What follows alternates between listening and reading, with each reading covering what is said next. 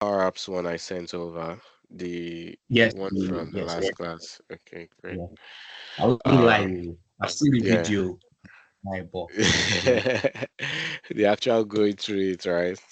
Not that. Yeah, because that's the challenge of not being in the live class. Yeah, That's the not real that. challenge. But let's see how it goes. Yeah. Okay, so but I think you should have this feedback form solution, right? So I'm just loading into Delegate One. Um, Okay. Power Apps. Solutions.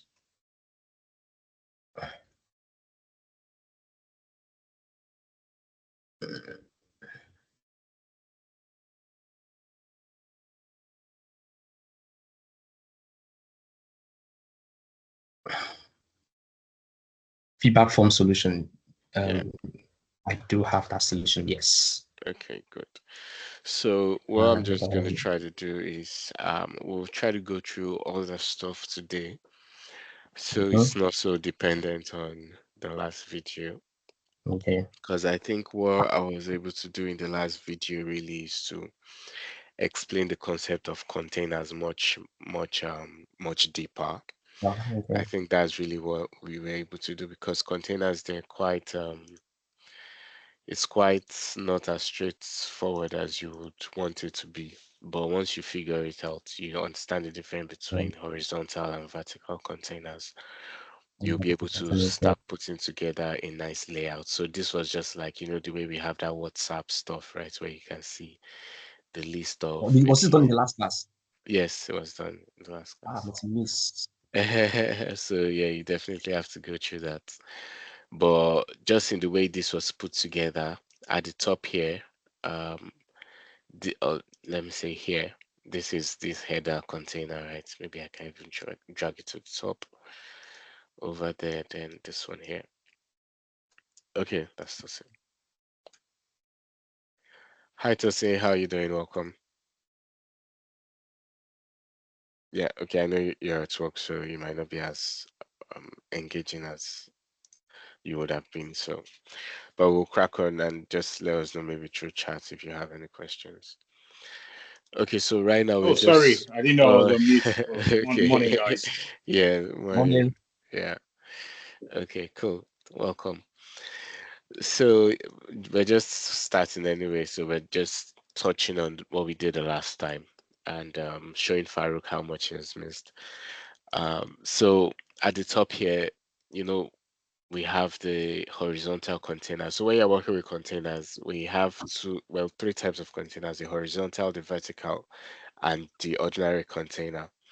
So last time we just kind of went through when you would want to use the different types of containers. In this case, you can see we have a horizontal container here. So that means all the children are going to be stacked horizontally. So that's why you see it starts with the arrow. We have this guy here and we have this one here.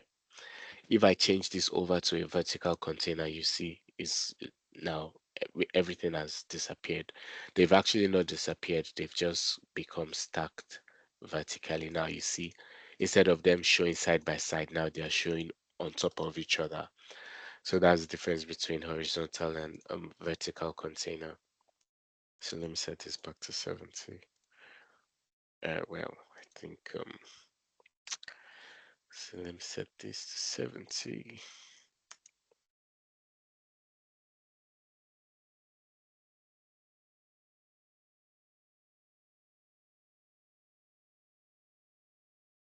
Okay, there you are. Over here we have a gallery for this guy, and you use a gallery when you want to show a list, especially a dynamic list of items, or when you want to show a list of items. So in this case, we've used a horizontal container. That's why you see it's showing this way, right? And down here we have a vertical container. But within the horizontal container, we've also used some other containers. So within this horizontal gallery, you can see here we have a vertical container, and that vertical container has, a container here, which allows us to show the image above one another. So this one here is the ordinary container, and down here we have the text. So that's how we're able to get this layout. Over here too, we have the gallery, and yeah, and we did a couple of things with the gallery. Now you see as I hover, it highlights the item, and that's done by this button over here, right? So we've just manipulated that a little bit. And when you're working with Canvas apps, you'll find yourself manipulating things sometimes just to get the end result you want. So that's just an example. Okay. So that's that. I think that's really what we focused on last week. I wonder what this one was about. Yeah, I don't see anything here. I'm just going to delete this guy right now. Okay, so we're not going to focus too much about the screen one page. You should at least have a blank screen in your feedback form app. So let me bring up the slide. And over here,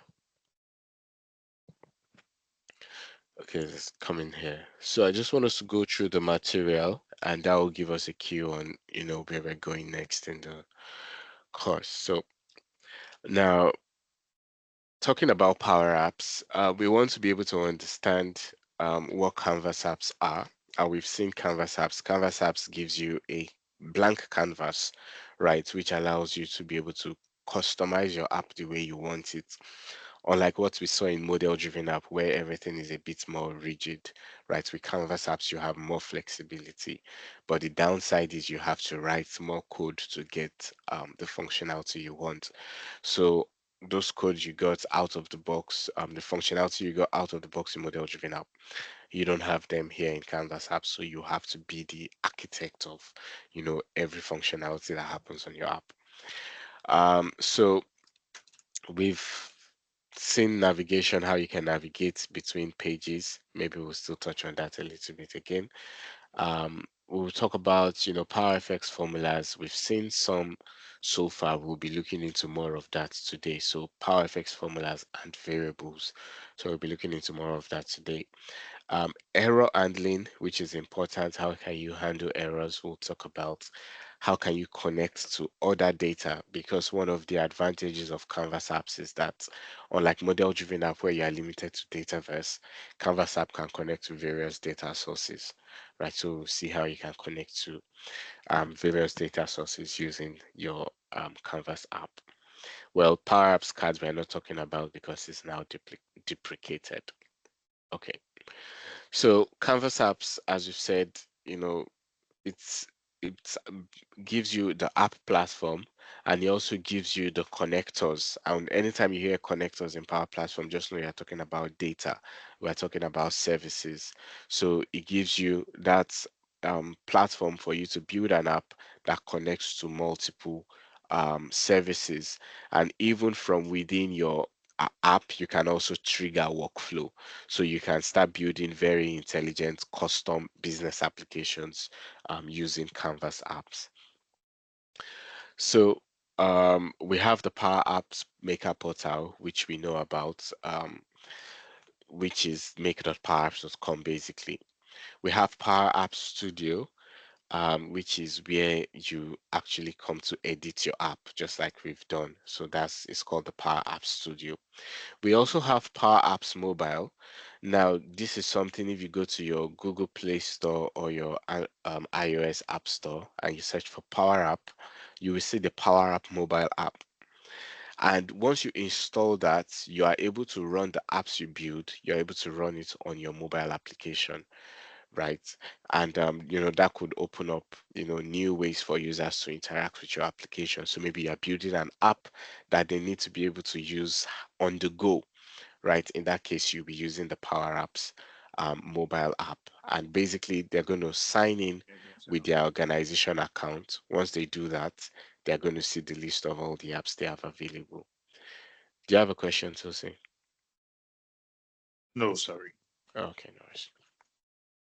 Then we have the Power Platform Admin Center, which we've also seen, which is where you have some, extra settings to configure your Power Platform environment. So everything starts in the Power Apps Maker portal. And coming into the Power Apps Studio, which we should be familiar with at this point. Over here in the middle, we have the middle pane, which is like the canvas. We have the left pane, where we have the tree view. You can add your data sources. You can add your automation, right? So we have those options on the left here. Then on the right, different things come up here, things like your properties pane. You have it here. When you click on your app checker to check if you have errors, is also going to show up on the right here.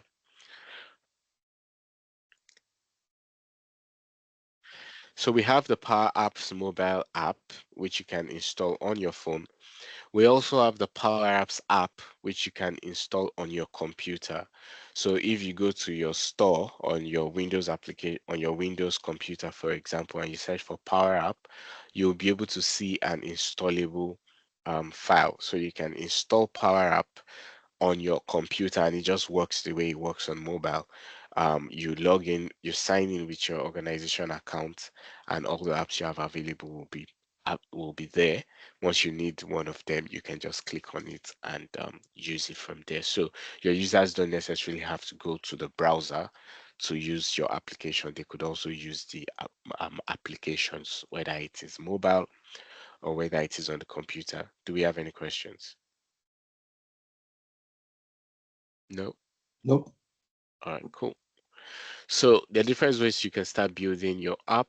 Now we have copilots, which is getting more advanced as the day goes by. I've seen a lot of demos quite recently, which makes it very, very, very advanced. But Copilot, when you're doing with copilots, you're just going to be providing a description of how you want your app to be, and it's going to run you through several steps. It's going to help you think about the solution and is going to try to build something for you. In many cases, well, in some cases, it might be what you need, but in many cases, especially when you look at yourself as a consultant, that would not do. So you still need to be able to create something yourself. That's where from a page design, is going to allow you to see different layouts that they have created, and you could just start from that layout, and that could give you a quick starting point. You could start from a blank canvas also, which I'll say a lot of times is my preference because you have all the control, and that's kind of what we've done also.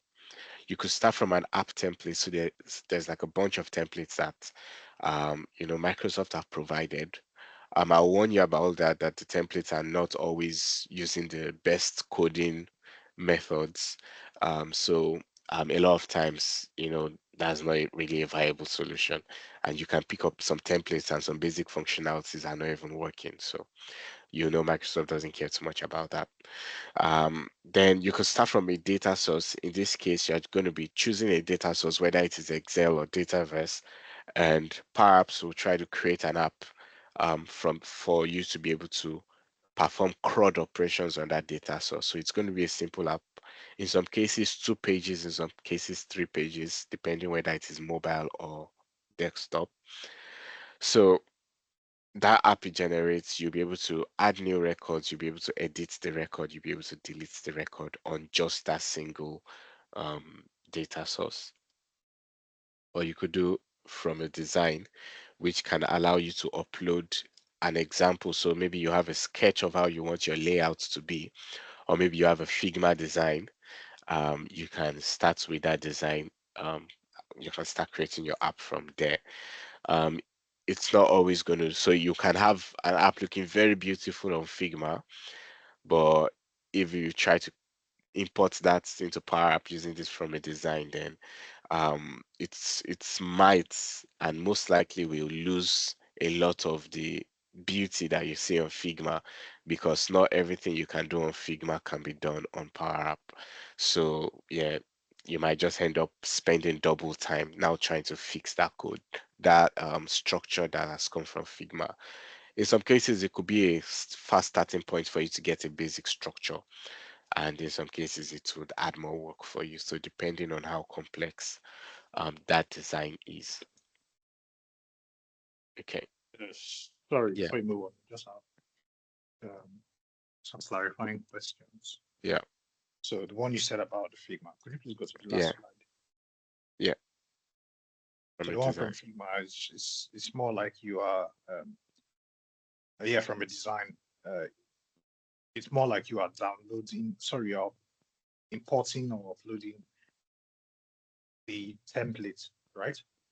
Okay, so especially when it comes to Figma, Power Apps, they have okay, so an image or a Figma file. So Power Apps have something called a Figma UI kit. So that Figma UI kit, it has a couple of controls, ideally the controls that are present in Canvas apps. So they have them in Figma, and when you are creating your UI, you are to use those controls from the Figma UI kit when creating that design. So in that case, once you import it, so over here you can see it says an image. So when we say an image, so that could be a sketch. Also, it could be like an image of a Figma design that wasn't done using this UI kit. Do you get? So just a regular Figma design. If you get the image, you can supply that image here, and perhaps will try its best to, copy that into a Canvas app layout. As I said, it's not going to be one to one. You would lose some of the extra things that you've done in Figma, but that could be a starting point. If you've used the Figma UI kit and you've used it properly, you should be able to import that also and use that as a starting point. So that's what you'll be doing over here. Do you get? Yeah. So, well, I think I get the general concept Yeah, because yeah. it's like you just make a mock-up on Figma. Exactly, exactly. Yeah. So if you use the UI kit, ideally you should have better results. But the last time I used it, it wasn't what was promised. If you get what I mean. So, but over time, maybe it's better. I can see some people are chatting 2 months I ago, so it seems people are using it. okay. Okay, so look Doesn't at say this. I It says after import, all I see is gray boxes. Am I missing something or is not supported in the latest release of Canvas app? So yeah, it's I'm not sure Microsoft is investing as much as you would want in this. is it Microsoft that owns Figma? No, it's not Microsoft. So but Uh, they created yeah, a UI kit that yeah. for Figma you can create plugins and stuff like that. So I think that's what this is. But I don't Mhm. even know if this was created by Microsoft, to be fair. Well, it says Microsoft, so maybe. So, okay. Because I know Microsoft has. Oh, well, they're quite different. Visio is different from Oh, very, Figma. very different. Even Visual is not, you can't compare Visual with Figma. Figma Figma, is yeah. much more modern. Mockup. I Yeah. think you can do mockups on Visio Yeah, too, but yeah, it's not well, as boring mockups. yeah, boring. Boring Sorry, I mockups. have one more question from that same. Yeah, yeah.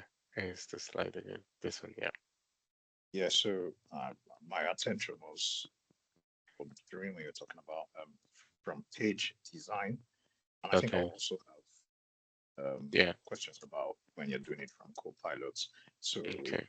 I guess from Copilot, you just send out commands and say this is what you want, and then Copilot will do. Yeah, so they've Okay. they've touched it up a little bit now, but basically it's used something called a plan. So let's just say create a feedback form app, and now it tries to be a co-pilot and just still kind of keep you in control.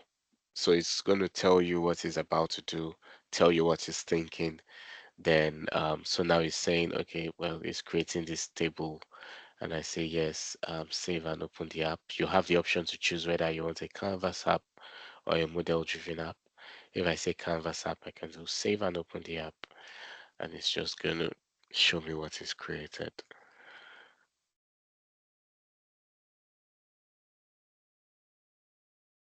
Now about Copilot, are there specific use cases that you might not be able to use Copilot to start, or using Copilot might not produce the desired result. Well, I think it falls back to what the desired result is, because what Copilot does, and you will see the layout it comes up with, that's the same layout it does for all the apps it creates. So in many cases, especially as a consultant, that would not be what you want. But if you're just doing like a proof of concept to show that you can perform CRUD operations on that data source, then maybe this works. So this is the layout it comes up with every single time you ask to build an app. So it shows you the list of the tables involved, and you can click on the item and it shows you this gallery kind of thing. So this is this layout you get all the time. So I wouldn't say this is going to be fit for purpose. So yeah, but if you're just doing a proof of concepts, maybe this would work. Or you can tweak it, can you? Yes, you have all the flexibility to tweak it. So in some cases, this could be your starting point. You could make changes, do whatever you need to do to make it look better. But this is the basic layout he always comes up with. And you're asked about another one too. On page design. Okay, so page design, think that's a couple of layouts. So let me just come out of this one and save. So page design, so there are like different layouts.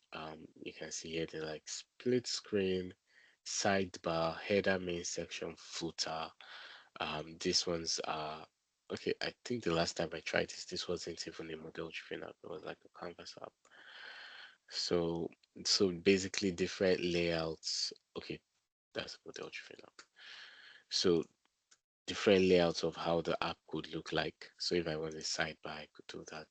And it's just going to create a canvas app for me with that layout.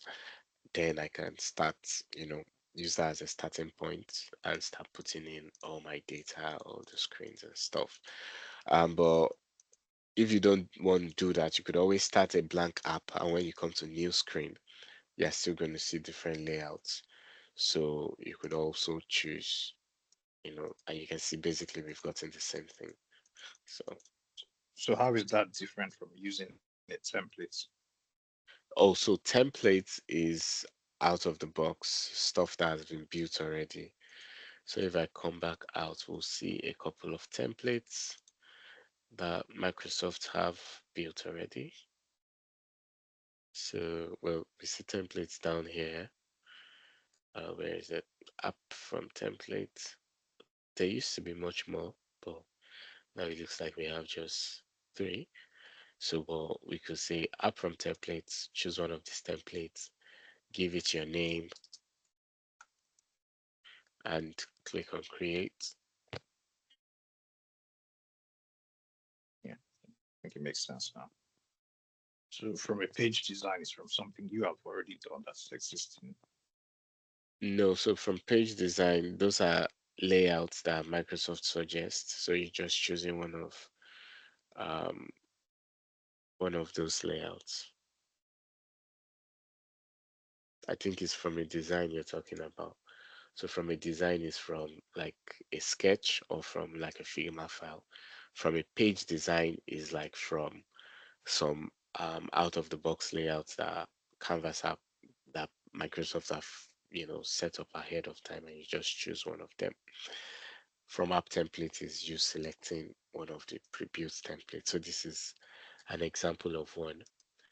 Now, if we look at this, you see this is not even using containers, this is using groups. So a lot of times these templates, they've not been done using best practice, which is a bit strange because it's created by Microsoft. So yeah, that is that. But I'll say it looks good.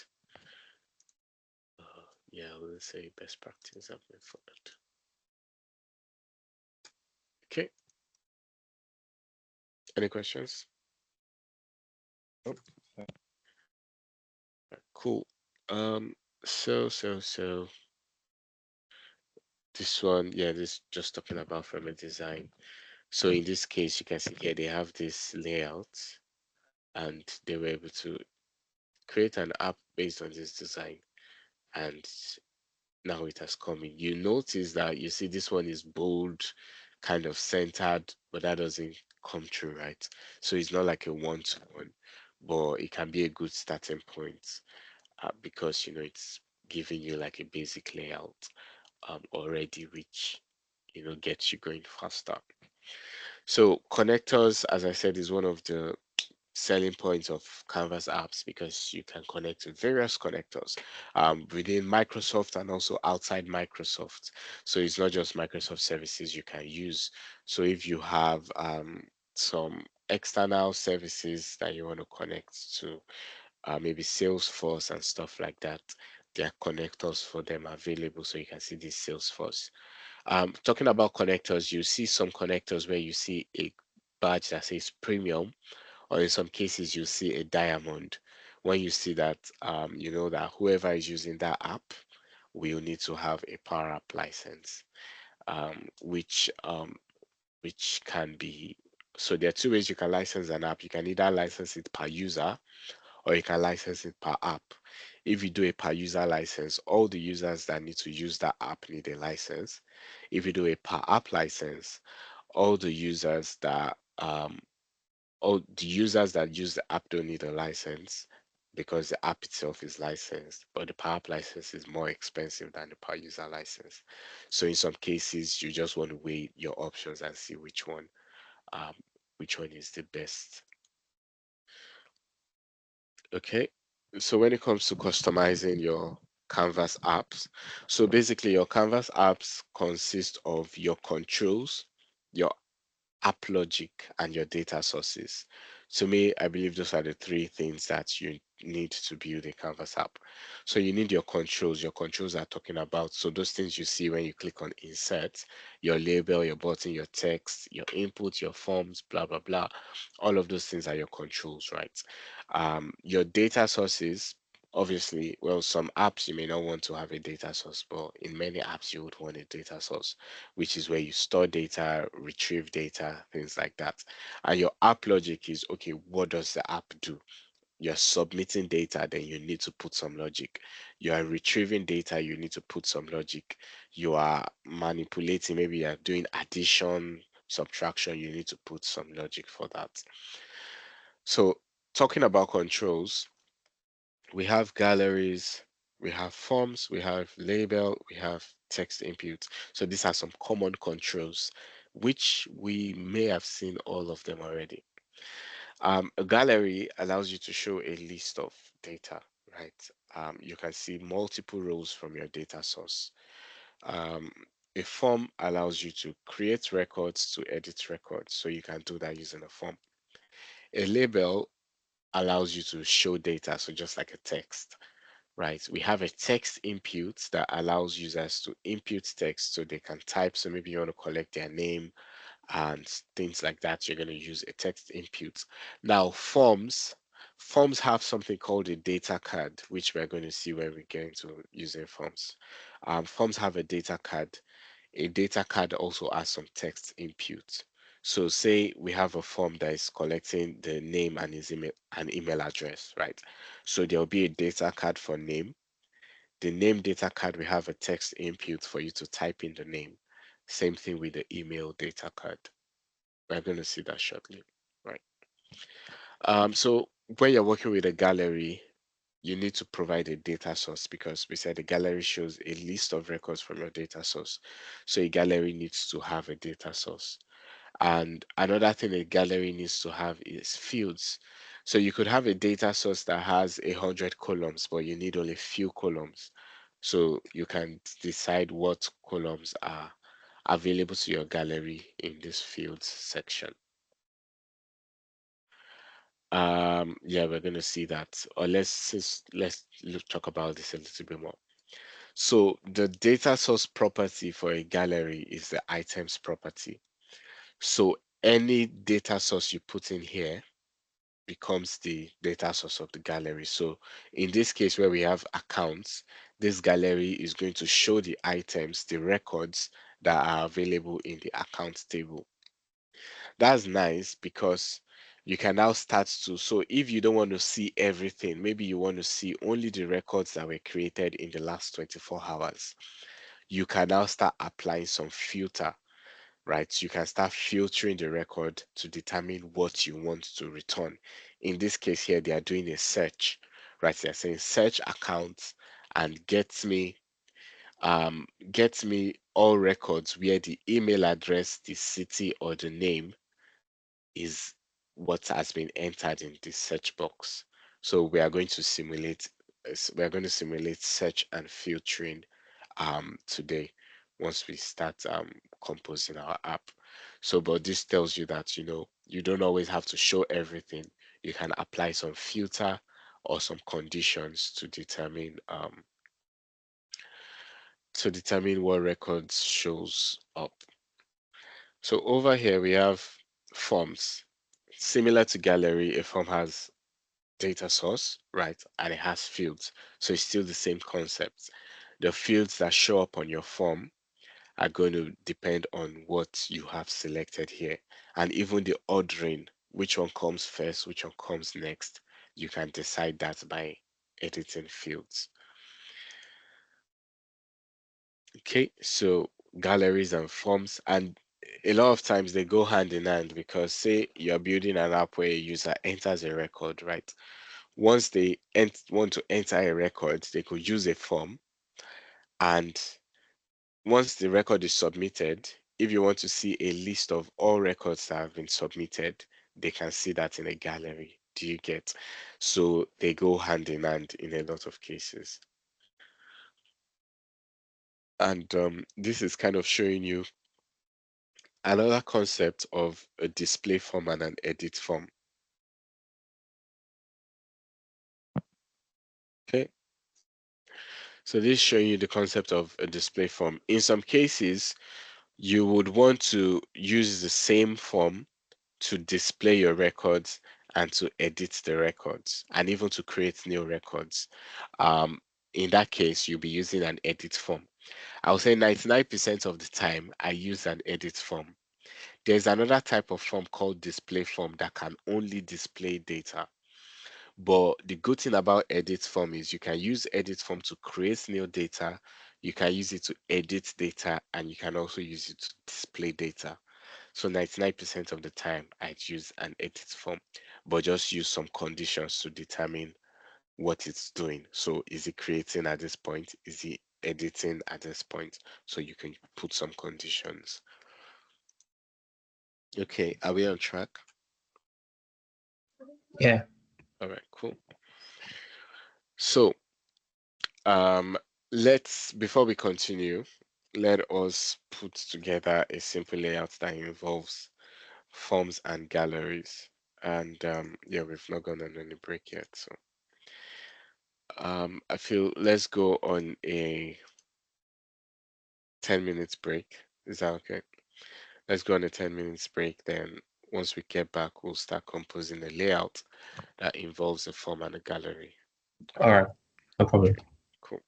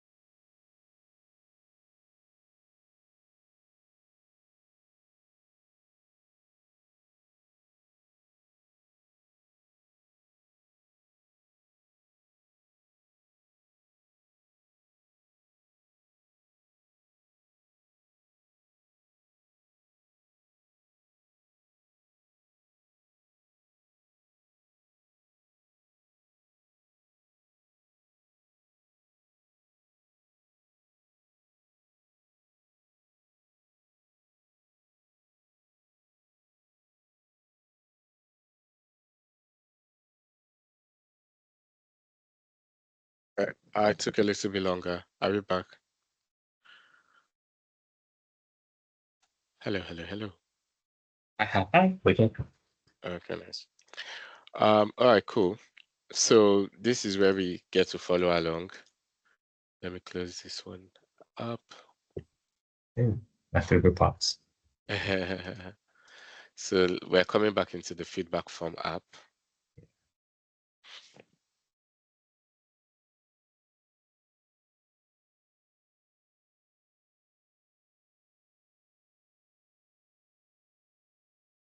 Okay, so we're going to assume this screen is not there.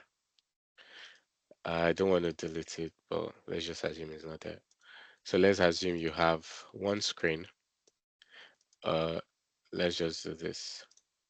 So if you do new screen, and let's choose sidebar. Okay. So this is the layout I chose. So it has a container, and this is for like a header. This is where we're going to put the gallery, and this is where we're going to put the form. Okay. So let me know if you've done that. So we're doing sidebar, yeah? Yeah, new screen, then sidebar. Yeah. Okay. Got that. So it's got you sort of each of these boxes, this compartment, you're sort of listing what they are, like container, blah blah Yeah. blah. Yeah. So yeah, so this one we're going to use it for our header. This Okay. one we're going to put our gallery here. Gallery. This one we're going to put the form here. Okay. Yeah. All right, so let's start putting it together. So over here we say the color. Let me just put this guy here. It's probably not going to look beautiful. What's up with Tosin's? Tosin, what's up with your? Is it your network or something? Or yeah, you're on mute in case you're talking. Okay, so let me not be Oh too yeah, fast. sorry, Jerry. Yeah, Yeah. can you just take me? I think we just started, right? Yeah. So basically, we just did new screen and we chose sidebar. Okay, Then please. I've just added the orange color to this one here. So that's the header. Yeah. So Header. basically, what I want to do now is I want to add the text Sorry, and my new screen is not showing anything. oh, like you can't see my screen. I can see your screen. Okay. Let me just refresh it. Okay. Because if not, I can reshare.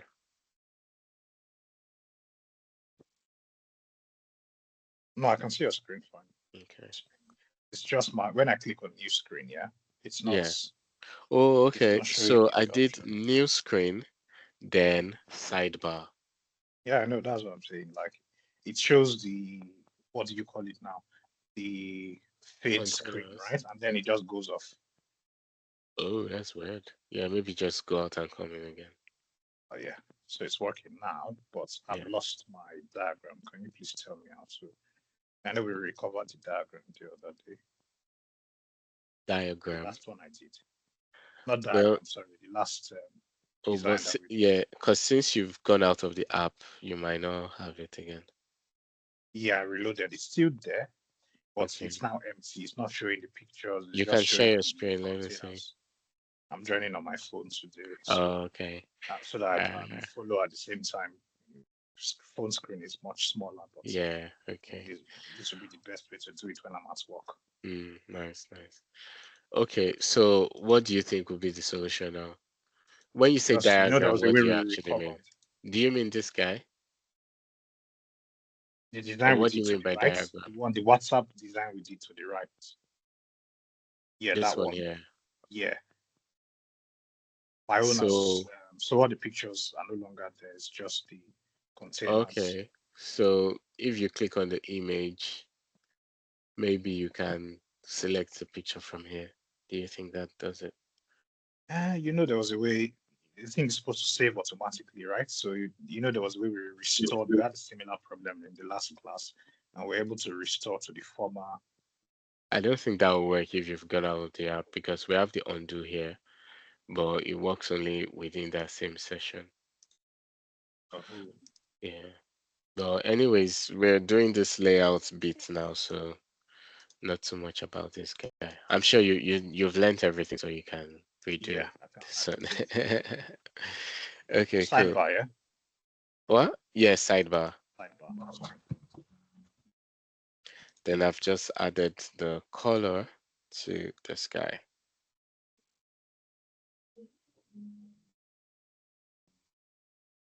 Okay. So next I'm just going to put a text label. Now, because this is a container, ordinarily you would have needed to do parent.width. You would have needed to go to the width to parent.width to make sure it expands to the end. But you know, container has all those special properties. So I can just come here and do, maybe I could do flexible width, and that would just make you fill up the whole width. And for the height also, I can do something similar. I can do aligning container and click on this stretch, and that just fills up the vertical height. So I've done all of that without needing to write any code. Okay, so let me get you to do that. Okay, so for us to sort of the text label to expand it to make it contain the container, let me Yeah. use that one. You have to click on flexible width. Yes, flexible width. We talked about it a lot, especially in terms of the fill portions. We Okay, talked about that a lot last week. But yeah, flexible width allows you it makes it dynamic, and you and I can mean, determine how much of the available space it uses in a very dynamic manner. okay. So yeah. Sorry, could you start from the color? Okay. So selecting the container, we have the color property here. Yeah. So I just chose one of these orange guys here. Then after that, click on the container, click on add, then added a text label. Okay. Sorry, just give me a second to do that. It's slow.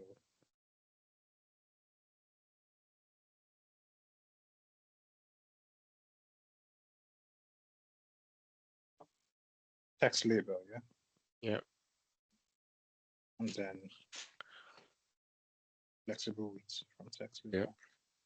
So flexible width, then aligning container to stretch, and that just makes sure it fills up the available space. Next, maybe I'm just going to centralize this text. So I'll click on the text, and where it says text alignment, Yeah, I'm just going to centralize that. And I can make it bigger. Let me use 24. Make it bold.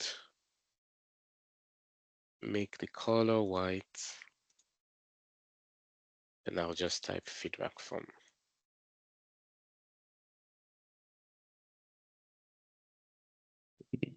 for the color of the texts. Okay. No, So what did you make the text? What size? I think I used 24. sorry. For the to change the color of the text, Yeah. where did you do that from? So there's a color property. So if I come down here, there's a color. So I just Oh, choose this one. for the texts.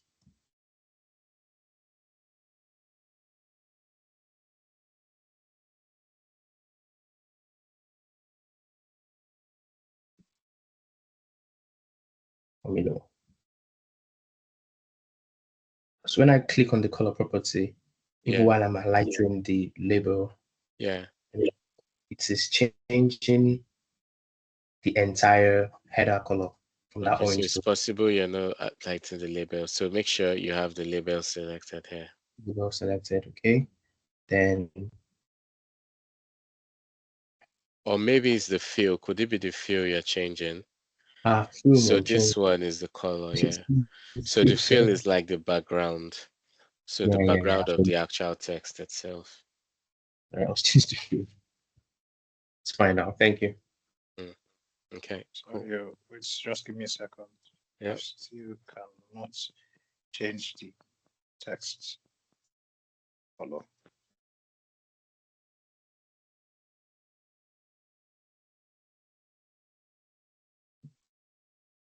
It's quite simple. Oh yeah, done. Okay.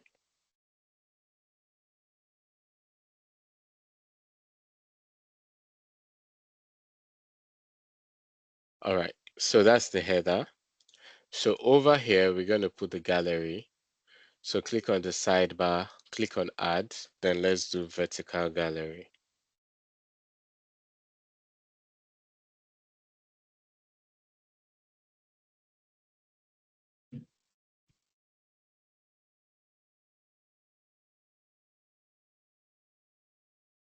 So for a gallery, we must always have a data source straight up.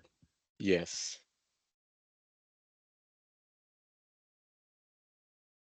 So even before going and creating the Canvas app, you must know if you're using like a database, you have created your tables. Yeah, that's what I would recommend. In some cases, if I know how the data is going to look like, Yeah. I can have I can create a dummy table using code. So I Okay. can come here. So there's a table function. I think I hinted that last week, but I didn't want to complicate it. So there's a table function that I can use and say maybe title, maybe K, then email,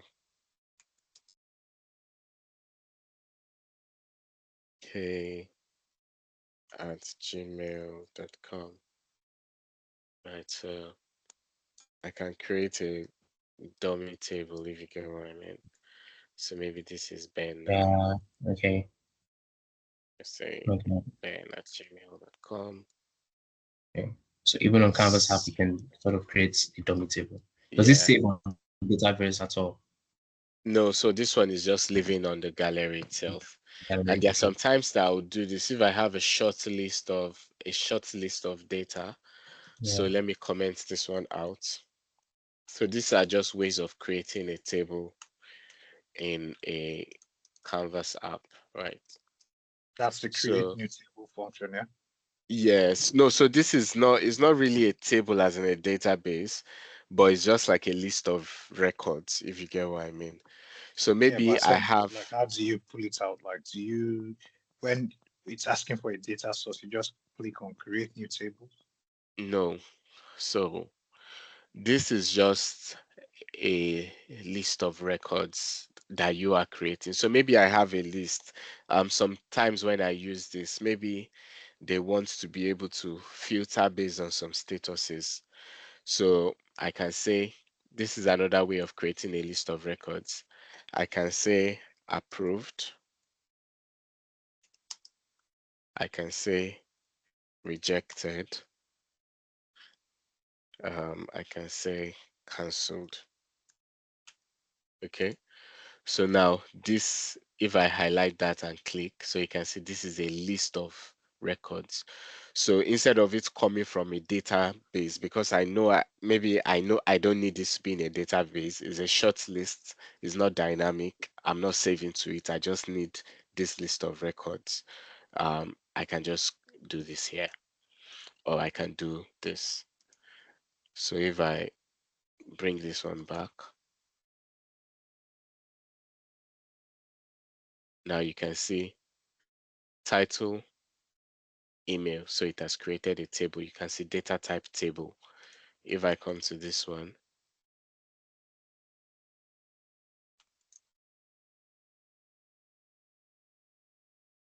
um, come on. So if I come to this one, you can see the data type is also table. So that's why it's accepted in here. Do you get that? Yeah.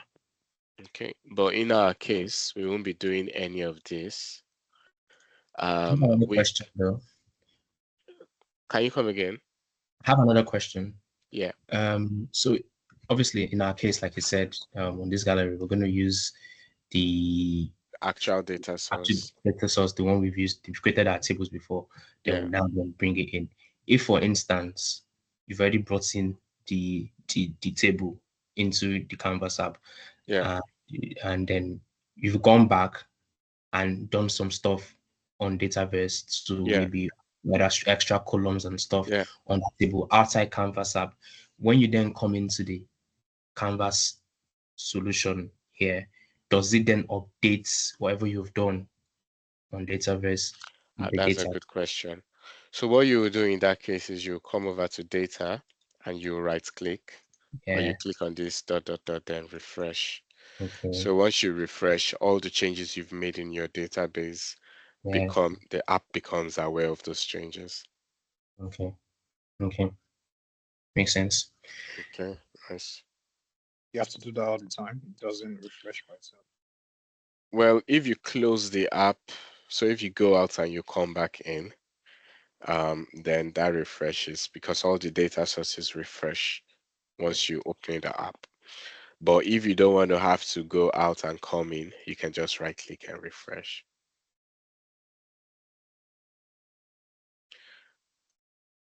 Okay, so how do we actually get our data source on the gallery?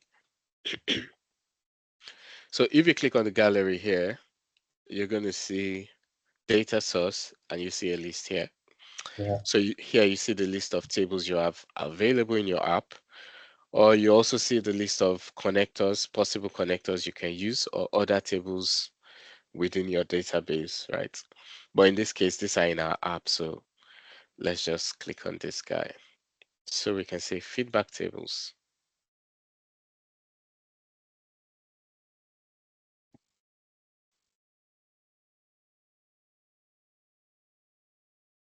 Mm-hmm. Okay, so do we have this already? Yeah.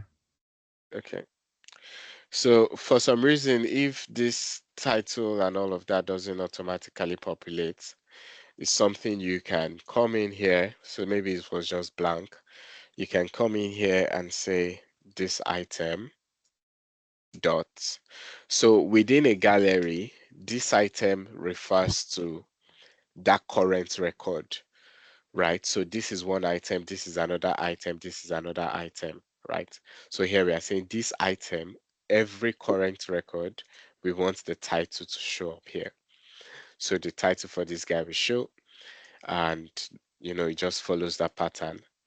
Feedback text, same thing, it follows the pattern. So yeah, last week we also talked about galleries, the whole idea of a gallery template. So this is a template of a gallery, right? Whatever change you make here is going to be replicated across the whole gallery, right? So more information about that in the last class. Okay. So now we see the list of records. Fine. So let us have a form where we can add new records to that table. So for that, over here in this right container or main container, we can click on add, then edit form. Okay, Okay. just like we saw in gallery, it's going to ask us to select the data source. Here we're going to use the same one, the feedback tables. The way we clicked on add and we clicked on, you said there are two type of forms. There is the display and there Yeah, is the edit. Are we? Is there an option? I didn't see an option for display form. Oh, well, it's there. So if I come here and I search, okay. so display form, but you'll even see edit form is probably one of the popular ones Ones, yeah. because, as I said, 99% of the time, I would use an edit form because that gives you the most flexibility. Yeah. Okay. Okay, Mm-hmm. so have we added the form? Yeah. Yep. All right, cool. So coming in here, so remember I talked about fields, right? So if I click on fields here, this is the ordering. So here you can decide. So maybe this record created on is not relevant. We can remove it. So if you click on more actions, you can remove, right? Import sequence number, we don't care about that. We can click on this and remove. And you see as we're removing it, it's actually going away from the form, right? Um, we can come back here and maybe we want to reorder it. Maybe the email, we want to bring the email after the feedback text, right? So we can, or maybe we even want to put it at the top. So we have that. So now we have submitter email coming first. Title, feedback text, status reasons, submission type, right? I think we don't even need status and status reason. Yeah. So let's take those two out also. So let's take status out and status reason out. Okay. Sorry, how did you get that pop out? No, I didn't care about the pop-up, but over here, if you see fields, so you can click on this and Oh, okay, that is. see that.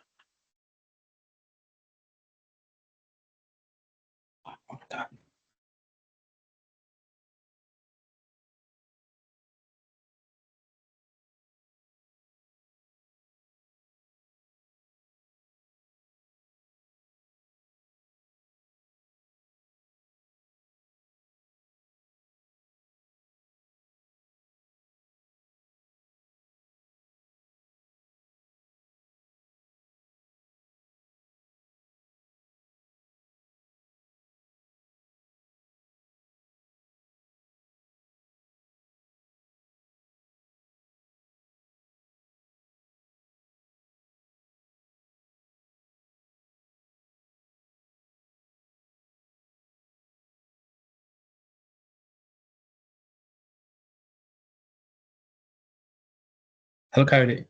Yeah, but yeah. Another question. I can't honestly remember. I know I have a table called feedback table. I can't Okay. remember the columns we created or we added into that table. But I Yeah. want to assume when we click on the data source on this main container part, and we brought in this feedback table, and we had like 8 fields. Are those the columns that we created when we created the feedback table? No, so it could be more. So if Yeah, you come here and you say add field, you get to see the list of columns available on the table. table. Okay. Does it include the columns that we created? Yes. It does. Okay.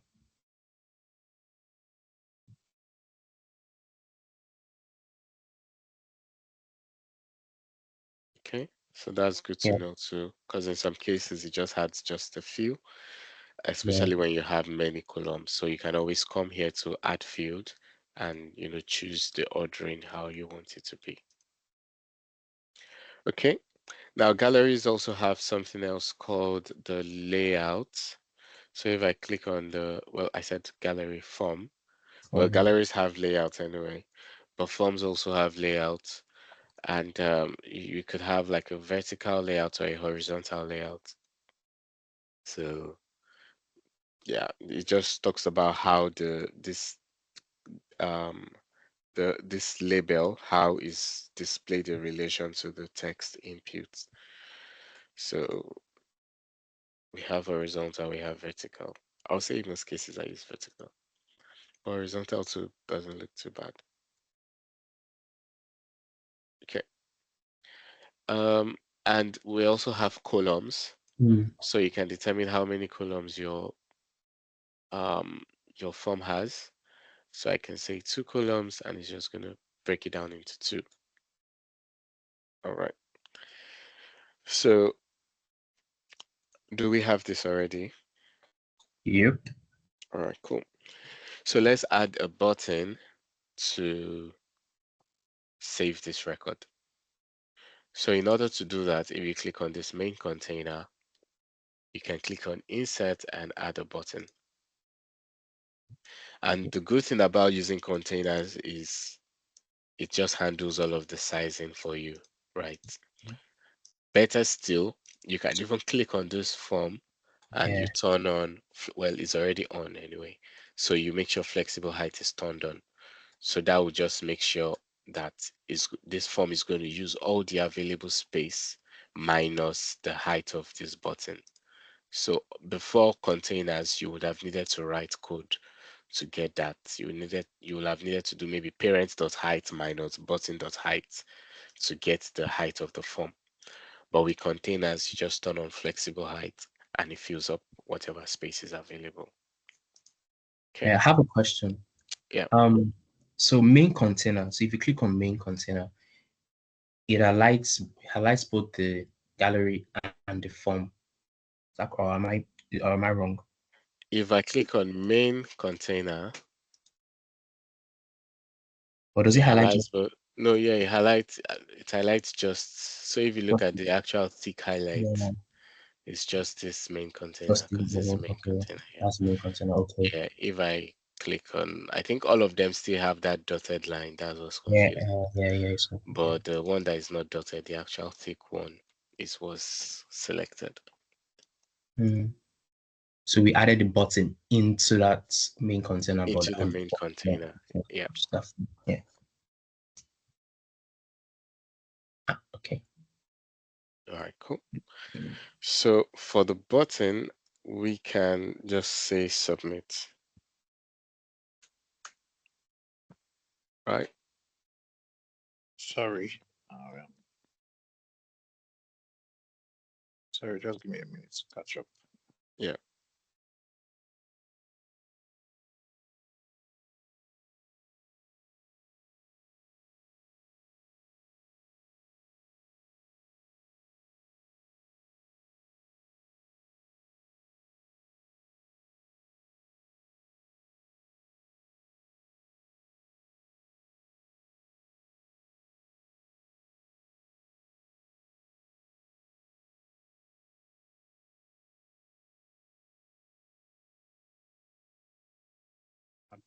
My, my button is going to the wrong place.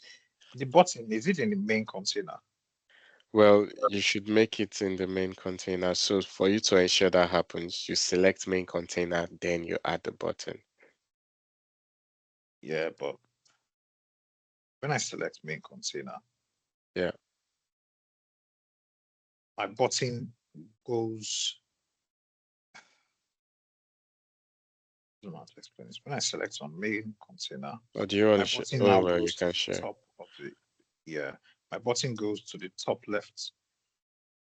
The But if you oh yeah, see, it if, has worked now. okay, because I would have said if you collapse main container, that's one way of knowing what is inside it or what is outside it, right? Yeah, it So was if you going collapse above it, it. okay, all right, But yeah, cool. it has worked now. Okay, cool. So now this is over here, which is good.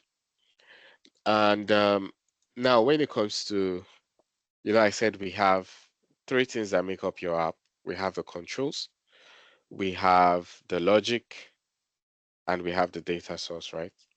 So right now in this app, we have the controls and we have the data source. So we need some logic to make it work. So basically now what we need is a logic that takes whatever record we type in here and submits it to the data source. And ideally, when a record has been submitted to the data source, it should also show up here, right? Because this Yeah. is using that same data source. So what logic can we use for that? There is a PowerFX function called submit form. Mhm. And submit form requires a parameter of the name of the form. So here we can say form 1 because that's the name of this form. If I come here, you can see it's called form 1. You could change the name, you could call it feedback form. Okay, so I've renamed this form to feedback form. And now you see now my code, even though I wrote form 1 here before, now it has changed to feedback form. So that's one good thing about Power App. If you don't use the right names in the beginning, you can always rename things later. And everywhere you've mentioned that old name will be updated. Sorry to So tell you that's that. quite nice. Yeah. So we'll obviously want to change the name from form one to feedback form. Yeah. So we click on properties here. Mm-hmm. How do we change the name again? Sorry. So there's something up here. So if you come here up here, Ah, so you can change the name from there, or you can double click in the tree oh, view. okay. So anyone fine is fine. Or I think you can even right click and just rename.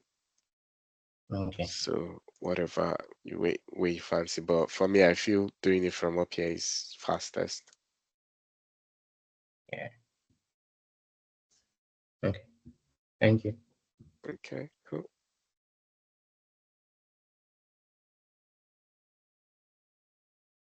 Okay, are we on track?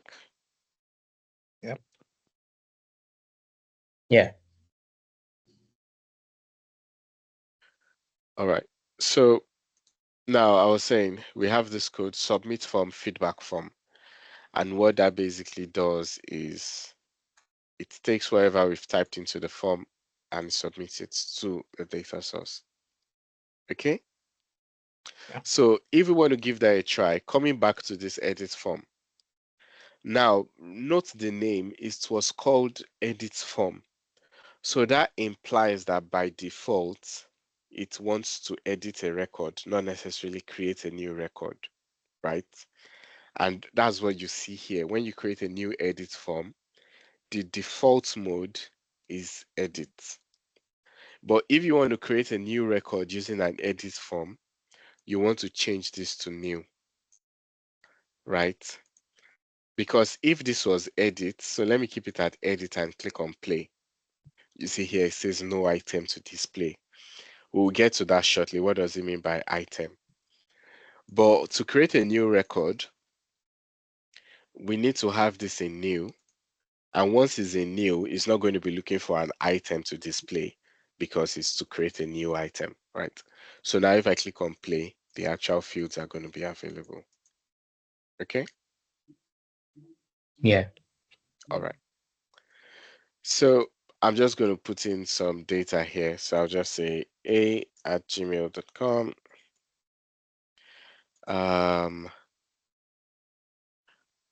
I'll be back.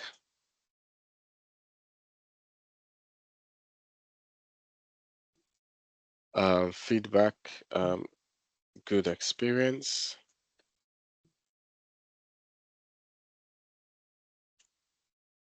Submission type identified. And I'll click on submit. Okay. And now we see two things happen. We see now it says no item to display. And the record that I entered now shows up on the gallery. So that means it has been saved to the data source. Okay. So once you've been able to create a new record, let me know. Yeah. So because of the function of the submit that we gave, so if we didn't put that formula, and we go to play the stuff, it will not submit. Yeah, What nothing would is going what, to would- happen. what would the button do? Nothing. Nothing is just going to bounce. It's just going to, yeah, it's just going to animate, but nothing's going to happen. So if we click submit here, I know will it reflect on Dataverse? Like if you go check the table now, will it update? I don't get what you mean. So if now we created a new one that says I'll be back, good experience, and we submitted it Yeah. on this Canvas app, does it update anything on Dataverse on Oh like yes, it's gonna go into the data. That's why we see it down here. You know, here this guy is looking at the data source, right? yeah, So that's why we see it here. You that, know, this one is not connected to anything here, right? yeah, All this one is doing is just looking at the data source. So yeah, whatever goes into the data source is going to show up here sure, as yeah, long as it's refreshed. So refreshing is also another thing, right? Automatically when you use submit form, it refreshes. But imagine you are not the only one using the app, someone else uses the app and it creates a record, right? You won't mm-hmm. see the record immediately until you refresh. Mm, Do you get? So that's the difference. If you're the one creating the record, it's going to refresh automatically. But if someone else is creating a record in their own app, yeah, you won't see it until you refresh. So there's a code you can use to refresh. So let me just look for a refresh icon. What's it usually called? Reload. So I've just added that refresh icon. So there's a simple code called refresh. Then you put the name of the data source. So in this case, feedback tables. Okay. So now if somebody else have entered something in their Yeah. app, I can click refresh and That's it's just going super. to check the Okay. database if there's a new Cool. submission. Wow. Okay. So don't be too bothered about the fact that you don't know all the functions. You get to know them Yeah. over time. Right. So just okay, now I've just added this icon outside the container. I would like not to do that. So I'll rather click inside the container or click on the container and make sure the icon is inside. So in this case, it's pushed it to the end. Now within containers, you can actually drag. So I can even drag it and say, come to the front here. Then I can align in container, I can align it to the middle. And that looks a bit better. Okay, so what I'm gonna do, I'm going to join on another team's account so that I can be able to share if I need to share. Okay, okay.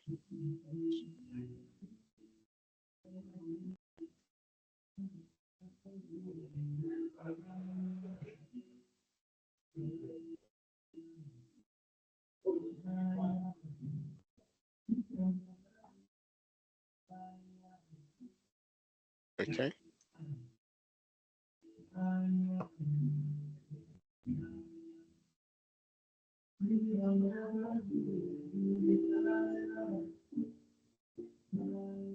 So are we on track? Yes, boss. Yeah, All yeah. right, cool.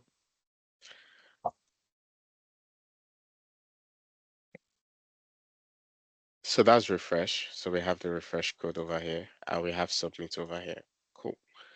What else do we have to care about? Okay. So now if I come back in here, we see the form. It says no item to display. It's still talking about this item, right? So what do we mean by item?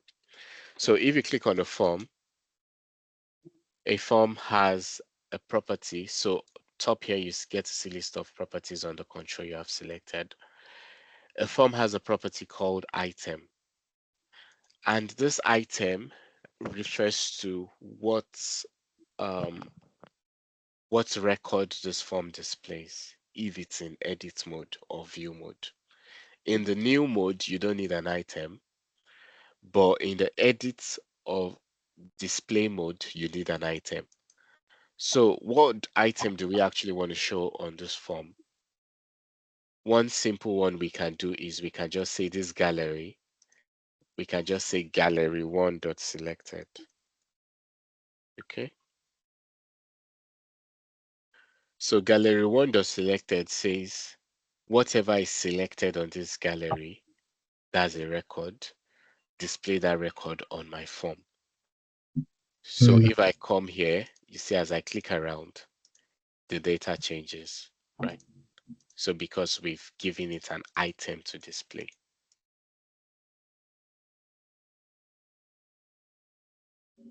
Okay, any questions? Have we done that? It looks easy. So Like just I'll just forget. That's also part of my mind. I feel like I will just forget these things. Well, you have the recording. You can always so reference it. And should we one go good and thing, change? Sorry, go yeah, ahead. I was going to say one good thing about this world is this whole Power Apps world is in a lot of ways, the apps you build, they're quite repetitive, right? It's just the scenario that is different. But in terms Mm. of, the tools you use, they're kind of the same tools. So at some point, it just becomes easy, as you said. Obviously, there are times you get some weird requirements that you would need to be more creative in solving, right? Yeah. But once you know it, and you can always apply that knowledge in other places. So this last week, we were working with a client, and um, one of the apps they had was like, well, it was built on SQL Server, and it was so old that all the CSS on that website wasn't working anymore. And so we built something for them with Canvas apps. And just even before we did the UI upgrade, we did the UI upgrade last week. But even before we did the UI upgrade, they were so amazed, like, wow, this is so beautiful. Because they were literally coming from a web page that all the CSS wasn't working anymore. And that's a real client. Do you get? Yeah, So there are times that you'll actually find it easy, but obviously you will always see some clients too that have like very bespoke requirements that you have to be more creative. But that's the idea of low code, right? It's not supposed to be complex. exactly. It's not supposed to be complex. Okay, cool. So Tose Yes, but is I like wanted you to had a ask, question there. yeah, what you did just now. So Yeah. from at default, we have to go change it back to edit, right? No, no, no. I'll tell you why that has happened again. But all we've done just now is for the item property, we chose gallery one dot selected.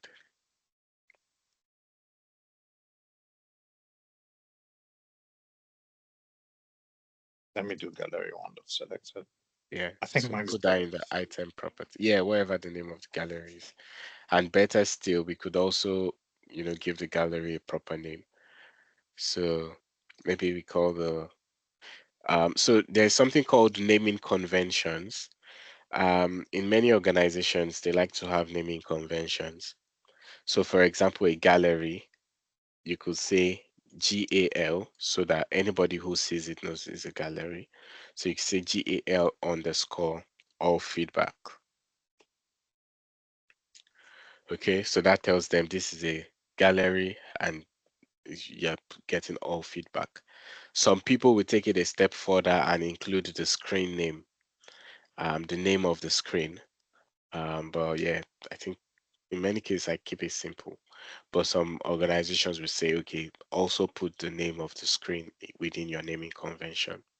For the feedback form too, it's going to be similar.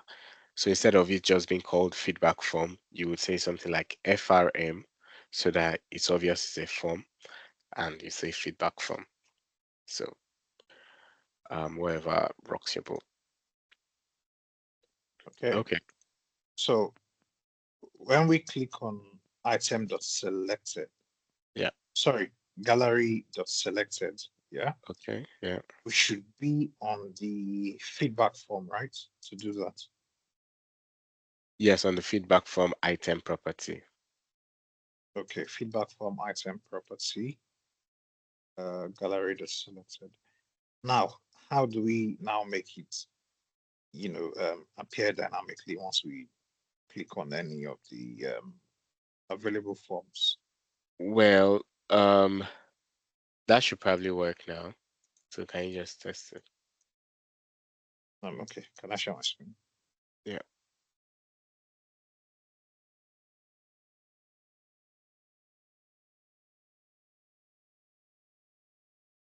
I still here. Sorry, it's my other. I think that one has logged out. Oh yeah, sorry. Okay. Share screen.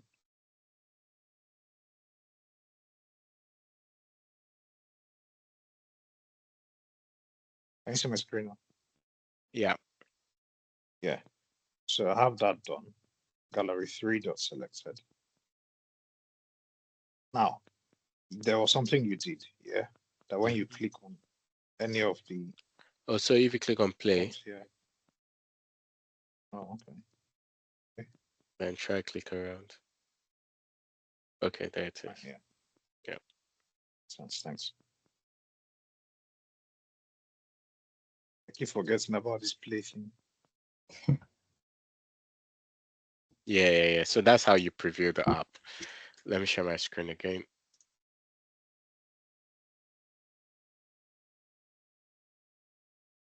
Okay. So that's how you preview the app. And I also said, in some cases, if you want to preview it without pressing play, you can hold down Alt on your keyboard and just click to. So holding down Alt on your keyboard makes it interactive. All right. Okay.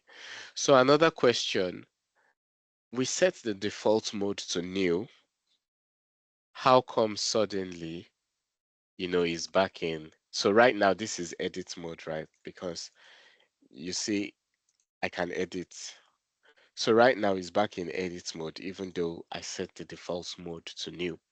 So note the word, it's a default mode.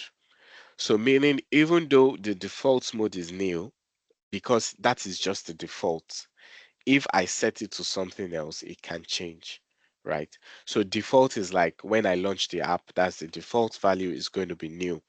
But what happens after then is possibly can change if there's a code that directs it to change. So where could that code be? Now, if we come on form has some extra properties. So there's a on success property and there's a on failure property on a form. So if we come to on success is where we can say what happens after the form has been after if this is a form to create a new record. If a record has been created successfully, do we want anything to happen? So maybe if you want to send a notification to a user or something, or you want to navigate to another page, you can do it in the on success property. We have the on error property or on failure property. If something fails when trying to submit a record, we can decide what happens next, right? So those are some other useful features of a form. Do we get that? So for example, Yeah. just to simulate that, if I say on success and I say notify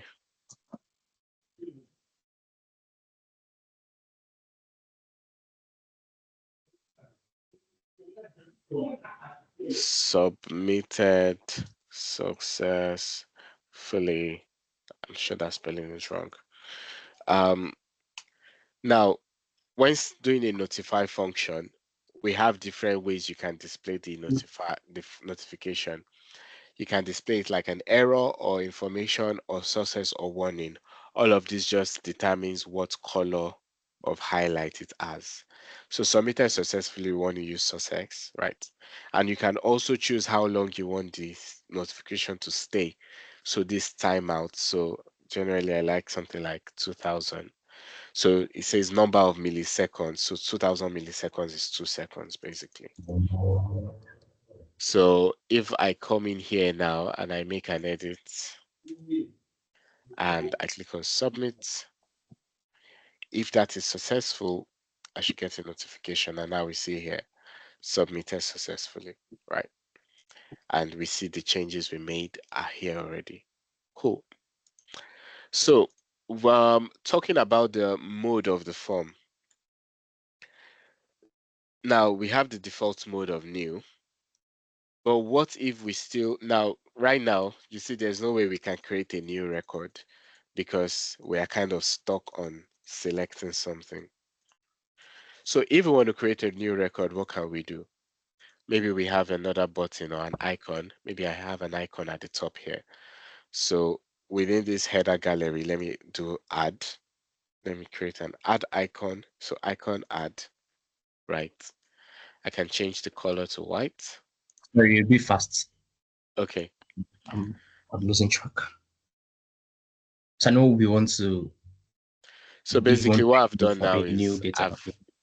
I've just added an add icon to the header. Okay, to the header container. Yeah. Okay. And how do we add the icon? Well, so it's just insert, Okay. then Insert the name of the icon is add. icon. Yeah. Add. Yeah. Select. Yeah. Okay.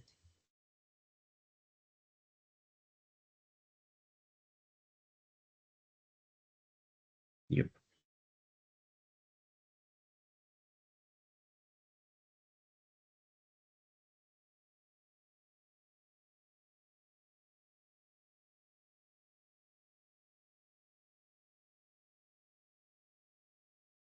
Okay. So do we have the icon already? Yes. Yes. Okay, cool. So what we can do now is, so we need to be able to trigger this back into new mode basically with this form. Yeah. Do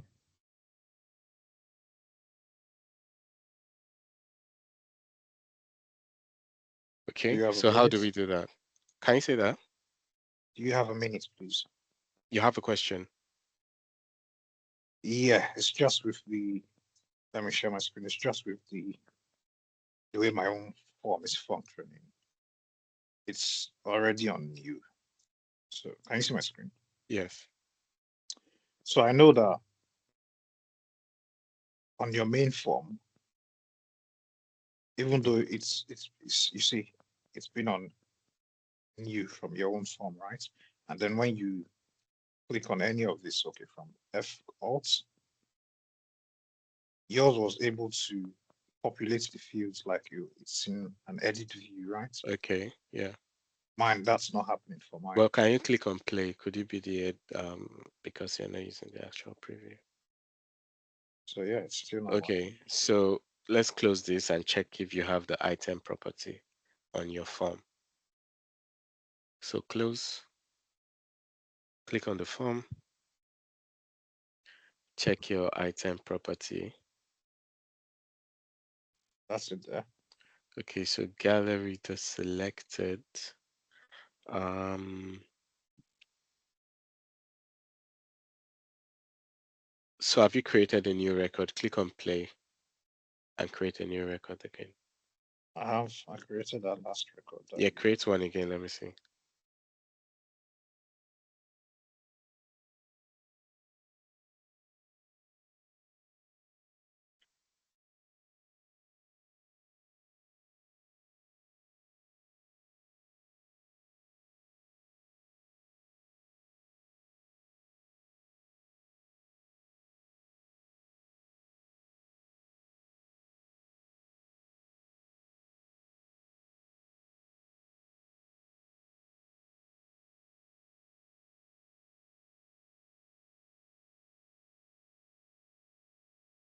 Yeah. Okay, so that's And I that. think the email has disappeared.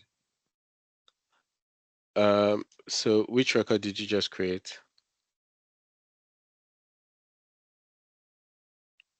I think that's this one. I think Yeah, it's the this one. updates. Yeah, this one. Yeah. I'll be back. Oh yeah, sorry, lovely. You're right. Yeah. Okay, there Lovely. it is. Okay. All right, cool. So I feel it works, right? Yeah, it works now. Yeah. So we would make it more consistent now with the next action we want to do. Okay. Okay.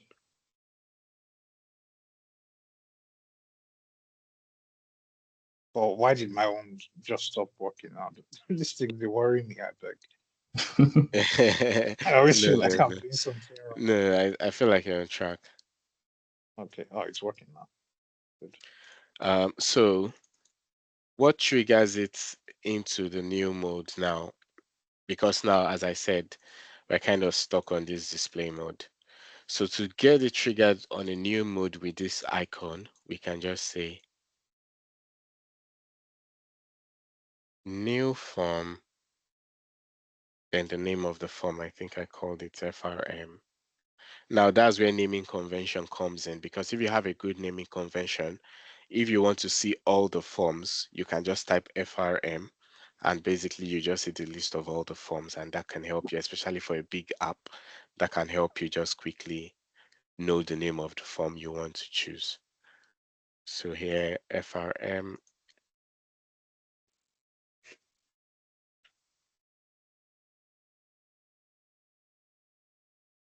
Okay. So now I've said new form. So new form is a code that triggers a form back into the new mode. Just like the way we have new form, we also have, we also have edit form. So if I say edit form feedback form, that will trigger it back into edit mode, right? Then there's probably like a display or a view. let's see. Um, if I say view form, so view form FRM will trigger it into a view mode, right? But in this case, we want to trigger it into a new mode, so we use new form. So if I come here and I say plus now, it clears this all out. Then I can type in my data and submit, and that comes in here, right? If I and now we still have that whole editing, the whole edit mode still shows up, and yeah, so you can just continue the cycle that way. Okay. Fantastic. And if you look at what many applications do, they just what many applications do is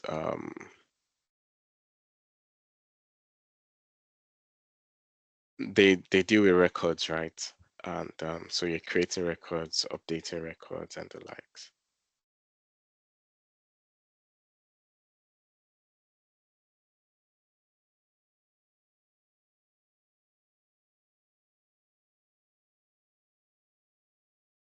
Okay, so let me know when we have all that. Yes. So I guess if you wanted to edit a record, let's take it that this feedback form, yeah, Mhm. is for people that are doing, it's like a satisfaction survey for a product. So I guess you can now, if you have the edit on there, the edit icon to edit a feedback form, then the edit property will, the permissions will now, is there a way to now set the permissions for edits to be for only the people that are filling the form? Can you explain this again? I don't really So get. let's say we wanted to capture opinions on the product, how the Yeah. product is doing, and then we have this feedback form. It's Mhm. external, the people that are giving the feedback are Mhm. external to the organization. Yeah. So is there a place in Dataverse where you can now give that edit form property to only the people that are externally filling the form from outside the organization? And the people inside the organization will not be able to edit the Mm. form, to shape the survey, satisfaction level of the survey. Yeah. So that's a good question. First of all, external people that are not on your organization's tenants will not be able to use a Power API build. Um, so for external users can interact with Power Pages. Power Pages is a website, but Power App is organization centric, so they need to have an account within your organization to use your Power App. But when it comes to, allowing some of these features based on conditions, you can do that. So, for example, if you look at this submit button, I can say, maybe the simplest one, I can say, if um, if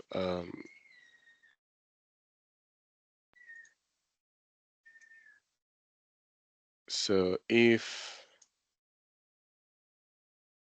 what condition can I do here? So let me just say if user dot email equals to maybe Kayode dot Ajayi at Veldarr.com, then show. If not, false. Right? So this is a condition. So we're saying if this condition is true, then show. True means yes, right? So visible, set visible to true, meaning show. If the condition is not true, then go into the false and it's not going to show. So if someone else comes into this application now, maybe Adam or something, right, is not going to see that button. So basically, I already have like a form of a condition that determines whether that button is visible or not, right? So you can use your if statements to have those kind of conditional visibilities. Does that kind of answer your question? Yes, but now I have another question. Yeah. So can you like use a list function to now list out number of emails to do this kind of condition? Okay, so what you can do is let me see the other table we have.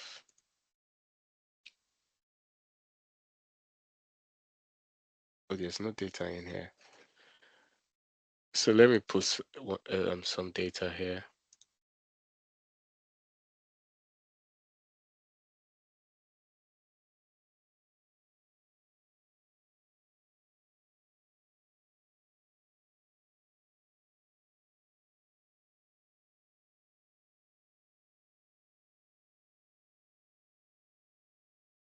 Okay, so let's say these two people are customers, right?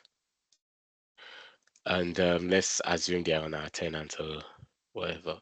So we only want people where we only want customers to be able to fill this form, right? So what we can say is we can say if user.email, well, obviously my user.email is not, okay, so let me just add my actual email there.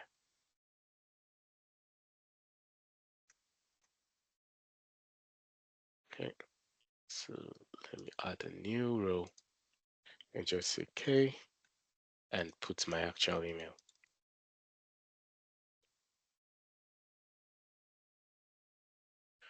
All right. So what we can do in this case is we can say if user.email is in customers dot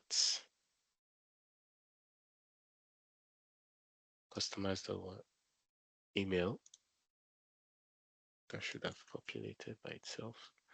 So if user.email is in customers.email, if I highlight customers.email, you will see that's the email of all the customers, right?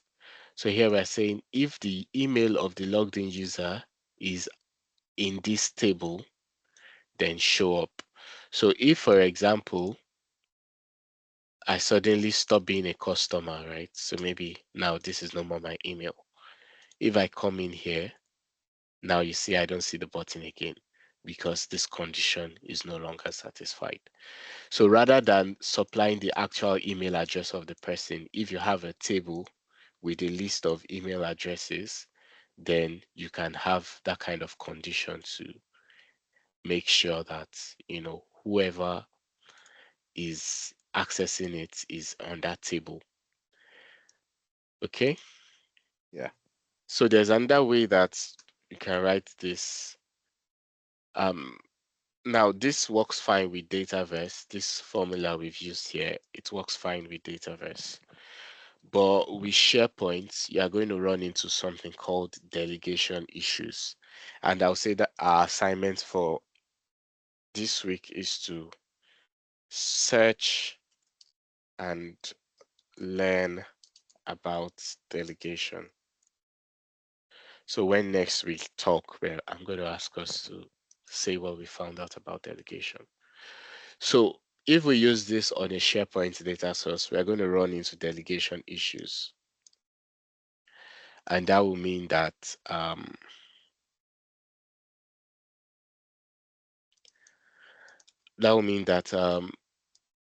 if so the I don't want to talk too much about delegation issues, so I'll just say that we're going to run into delegation issues. So a way we can write this that will not run into delegation issues is we can use another formula called lookup. So we can say lookup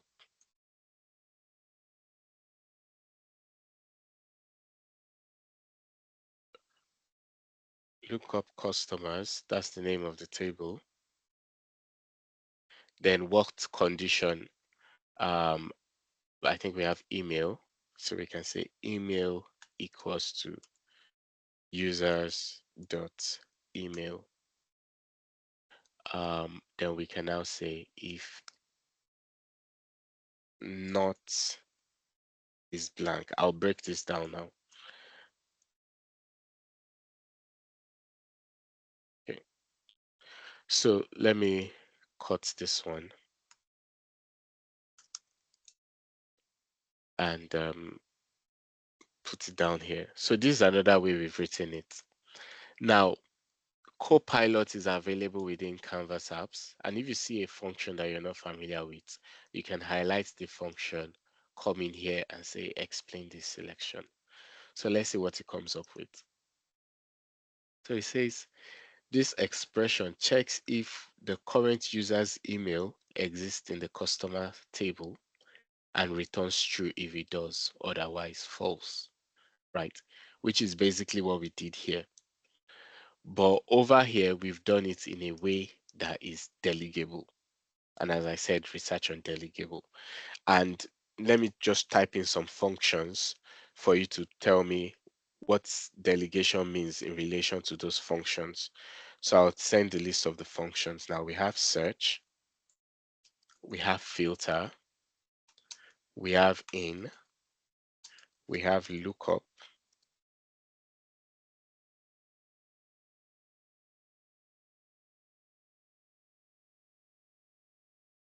we have search, filter, in, lookup. We have greater than or equal to, greater than, well, not equal to basically. So I just sent some functions and some operators there. So search what delegation means in the context of Canvas apps in relation to these data, these functions that I've put in here. So breaking this down, we're starting with a lookup. When you do a lookup returns the first record that matches that condition that you specified. So in this case, the condition, this is the condition aspect. If I put a comma here now, so okay, it doesn't give me the explanation. Let me see if I can trigger it. Comma, okay, it's not doing that.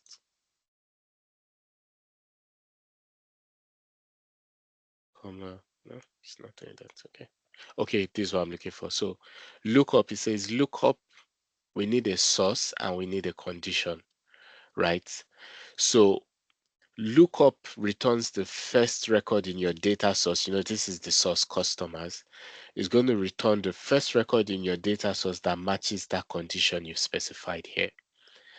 And this is the condition. So in our case, if my email exists in that table, it's going to return this record. Let me show you the record. So it's going to return this whole record, right? So the first record that matches, so in this case, if my email is in here, is going to return this record back to the app. And one of the ideas of delegation is you only want to bring in the data that you need. You don't want to bring everything. All right. You just need, in this case, we just need to know whether that user exists. So we are just literally checking for that user's email and returning the record where it exists, right? So we are now saying if it is blank. So imagine if that user doesn't exist, this will not return anything. It's going to return a blank record. So let me remove my email here and see. So if I remove my email from there and I come here now, if I click on this lookup, you see it says we didn't find any data. So it's returning a blank record. Then is blank now becomes true, because it's returning a blank record. Let's see what happens if my email is there. Oops. How do I have to paste it again?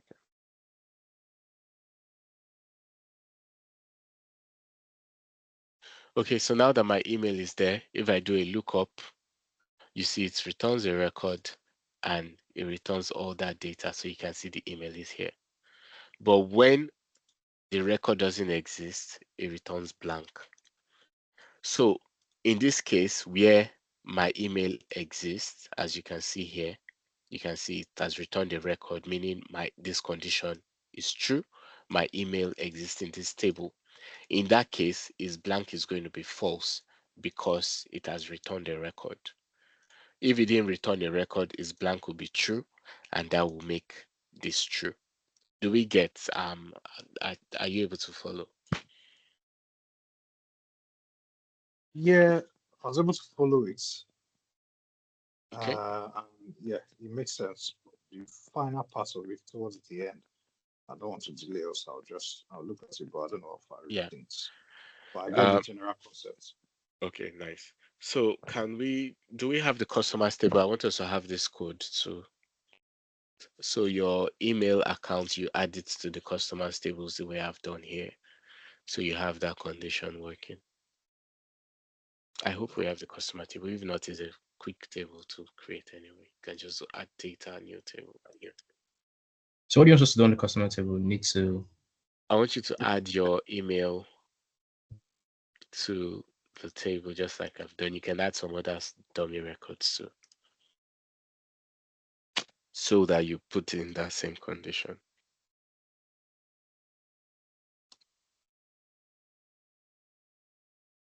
Sorry, how do I get to edit the table?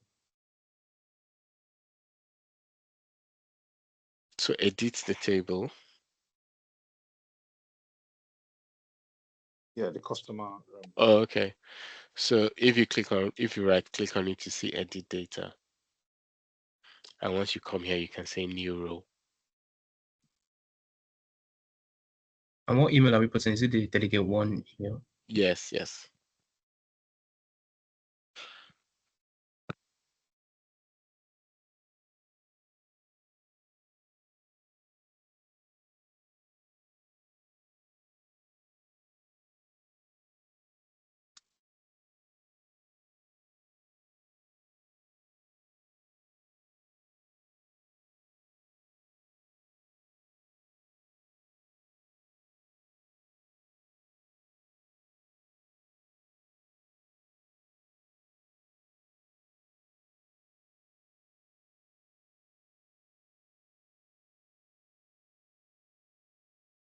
Did you just?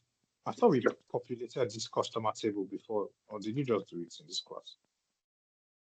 I don't have any record at all. Well, yeah, I just created it. Mine was blank also, so I just added all these ones. Okay.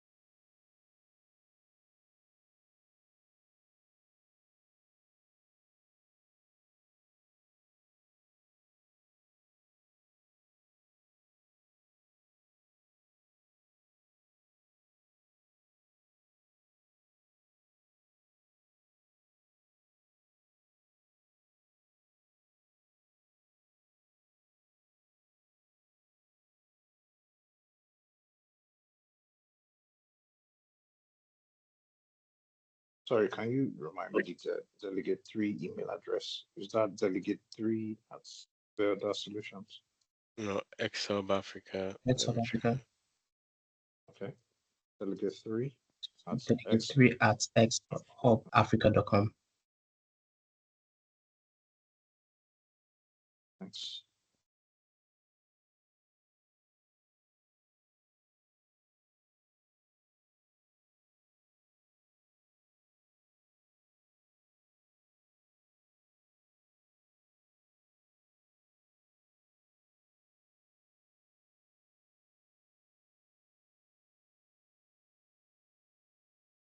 Yeah, I'm all ready. Okay. So for the condition, so on the visible property of this button, So it's the button, not the form. So the yeah, button, click on visible, and write that complicated stuff. well, I always like to space it out, and that makes things look a little bit less complicated to me. So let me do that.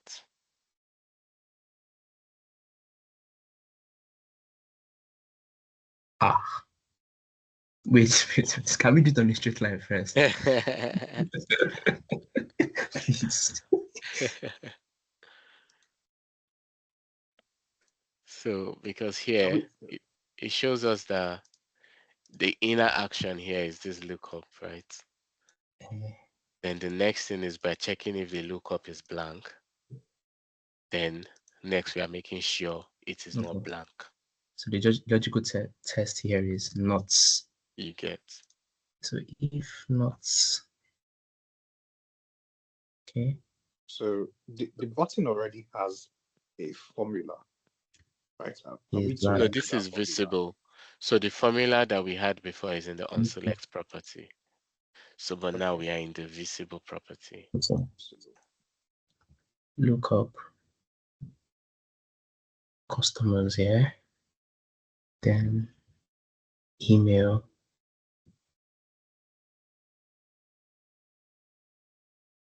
No, no.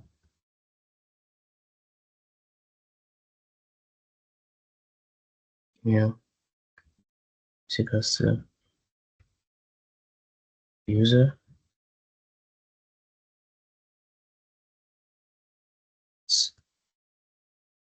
Yeah.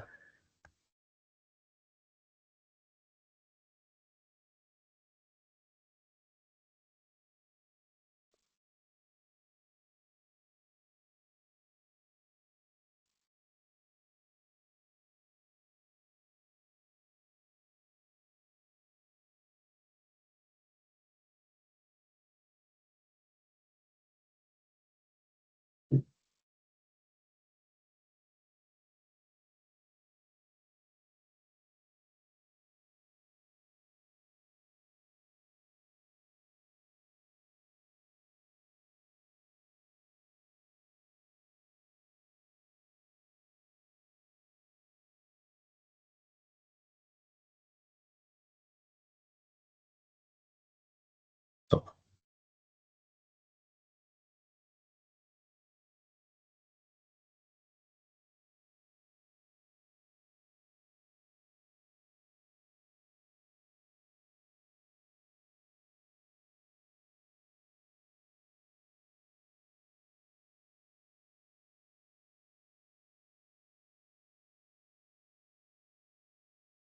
So I'm still writing the formula. Yeah.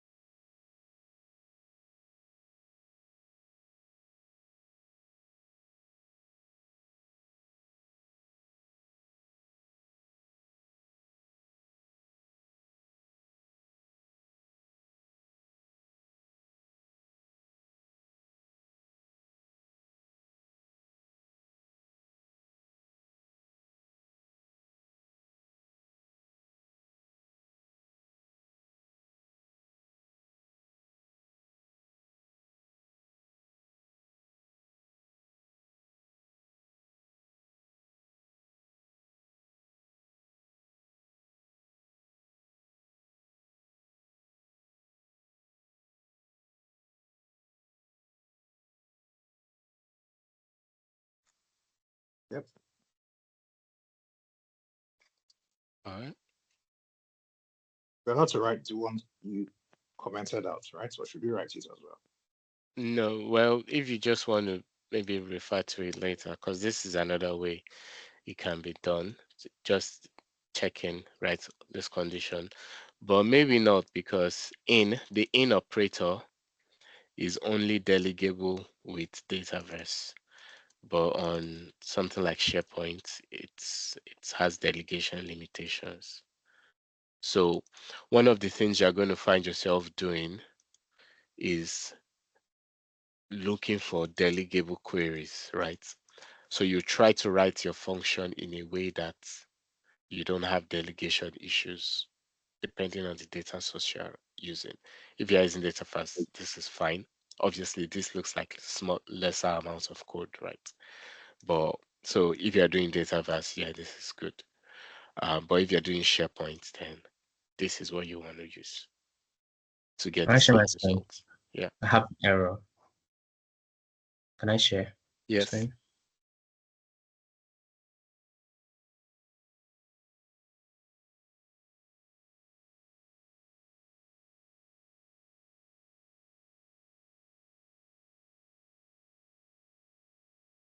Can you see my screen? Yeah.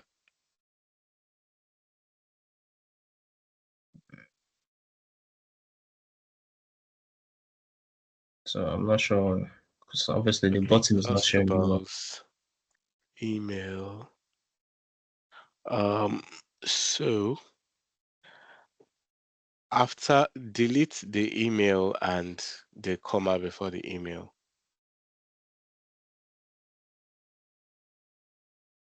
The comma too. Then type comma. So scroll. Okay, that's email. Can you see the way you've written your email? So you have a space. So if you click on that, it should work now. Yeah. Oh So wow, there was a mistake when you named the column. fantastic. So, Thank you. but I like using that comma method because Yeah. it shows you a list of what Dataverse expects it to be. Okay, cool. Let me share my screen. And yeah, that's how you start, putting in logic. And now you see we have those three things coming together: the logic, the um, controls, and logic, controls, and data sources, right? Okay. Yeah. Yeah. All right, cool. Coming back in here. So let's come back to the slides. Okay. So we've seen the idea of working with forms. Just the way we had that new form, I showed us we had edit form. We have reset form also. Reset form set, how we have that default state, right? Yeah. So if we do reset form, the name of our form, so maybe form one or feedback form, is going to set it back to the default state. So whatever was in the default state, in our case, our default state is new. So if we do reset form, it's going to set it back to new. So that's what reset form does. Okay. Now talking about navigation, I don't know if we've said this, but this would be a good link for us to talk about variables too. So navigation is very important in many applications, right? Because a lot of applications may not just be a single screen. You might have like a splash screen, you might have a home screen, you can have multiple screens within your application. So we need to know how to navigate between pages. And there are some extra things you can do when navigating, like you can transfer a record. So you can select a record on one page and transfer that record to the page you are going through. Transfer, so you can create a variable on, say you have two pages, page one, page two. You can create a variable on page one and transfer the data in that variable to another screen, right? So those are some things you can do with the navigate function. And that's an example of what they are doing here. In this case, they've created a variable on the first screen. I think it's the main screen here. They've created a variable, so that's what this default amount is. They've created this variable on, so you can see it's the navigate function. So the navigate function is a function you're going to be using to navigate between pages, right? So here how the navigate function works, we have navigate, then the name of the screen you are going to, right? So in this case, they are going to the screen called detail. So that's why they've put detail here. Then the next thing is transition. So transition is just like a form of animation. How does the page animate when you are navigating to the next screen? In some cases, maybe you want it to swipe or do something fancy. In a lot of apps I've done, I just use none, because a lot of business applications, they don't need too many animations, right? But if you want it to animate as it's navigating, you can do that. Then you can also send a context variable. So this is called a context variable. We'll see the types of variables. Part one of them is the context variable. I used to call them local variables because they are only available within the screen where they are defined. So this is an example of that.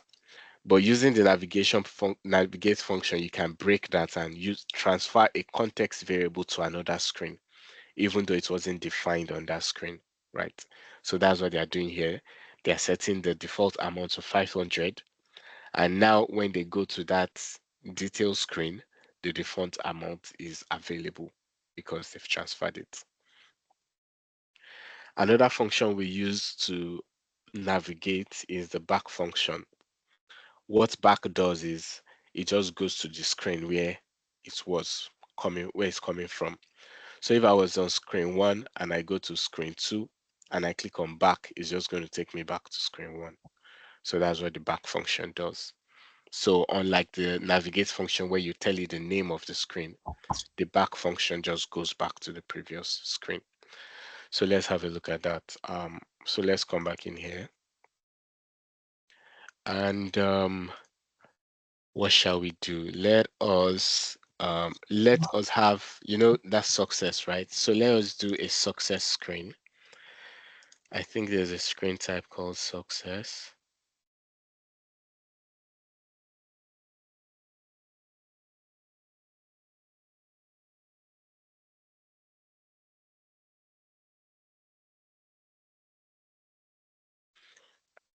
Okay, so I think there is a screen called success. If I scroll down, except if taking it. Okay, so there's one called success. So let's add a new screen with the success template. Okay. Then I'm just going to call this success screen.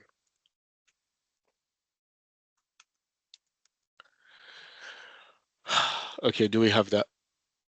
So ignore my screen too. This is the success screen here. Oh wait. Okay, so it starts from here, then it goes to the success screen. Fine.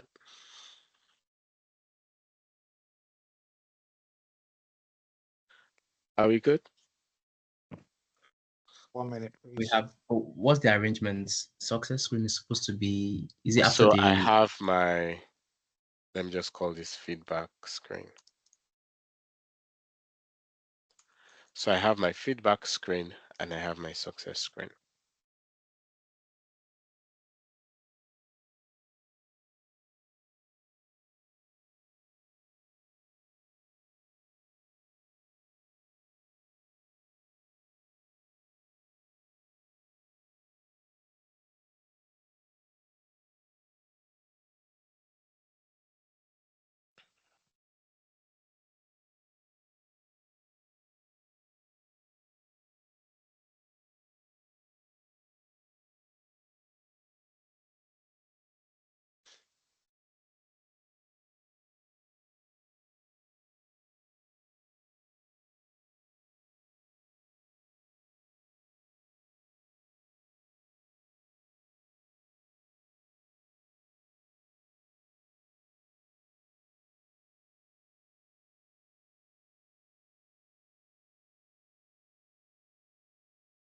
on your app, the diagnosis stuff showing you might need to treat it.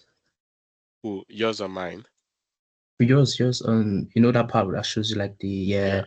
So let's see what it was. Name is invalid, homepage. Oh, that's from this guy. What's it called? think I deleted the screen.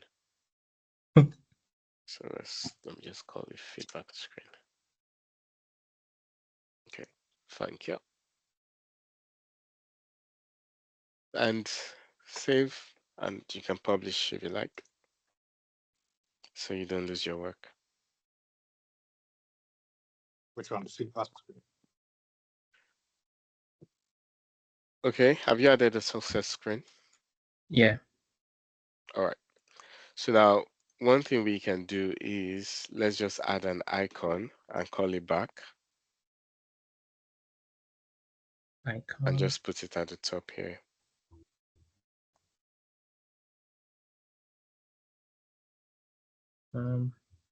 Back arrow.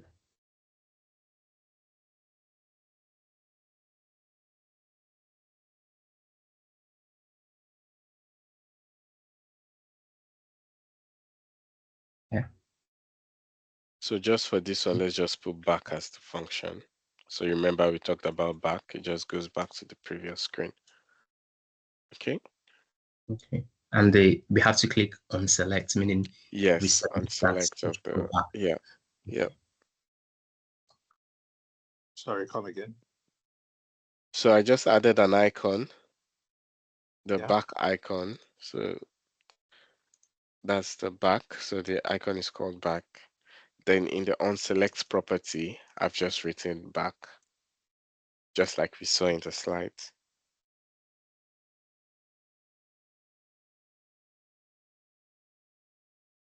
Yeah.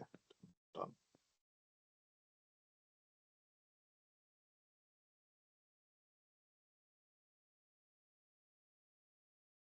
Why is my own thing starting with blue? Yours is starting with orange. Mine is Yeah, I starting think with I changed this somewhere at some point. Oh, okay. We Yours is have starting with blue too, Farouk. yeah. Oh, okay. where is that thing I settings feel thing? like I'm doing something wrong. So come on, where is it? What have they done?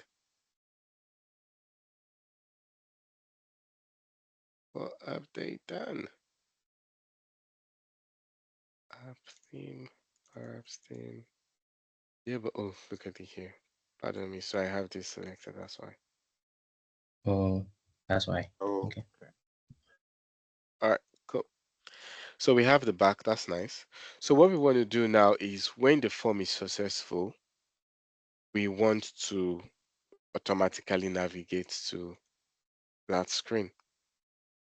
So Yeah. what we can do is we can come here. So instead of doing the notify that we did before, in the on sources of the form, I'm just going to say navigate, right? What's the name of the screen we are going? Success screen.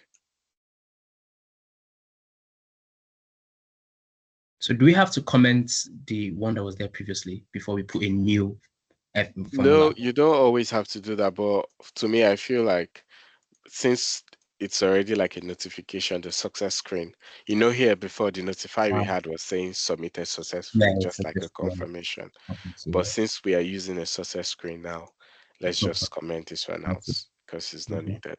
Okay. So for the transition, we have screen transition dot none.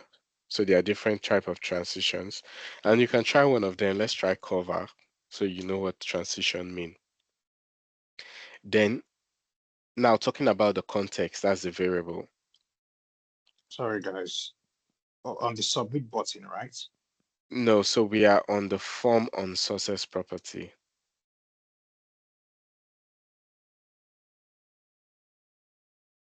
Sorry, I Previously we thought, did notify. yeah. Oh, on the form, not on the submit button. Yeah, on the form. Okay. So the on success. See.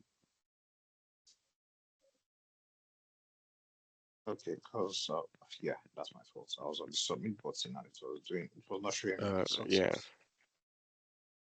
Okay, on success of the form, to the formula to navigate, yeah, Yeah. to success screen.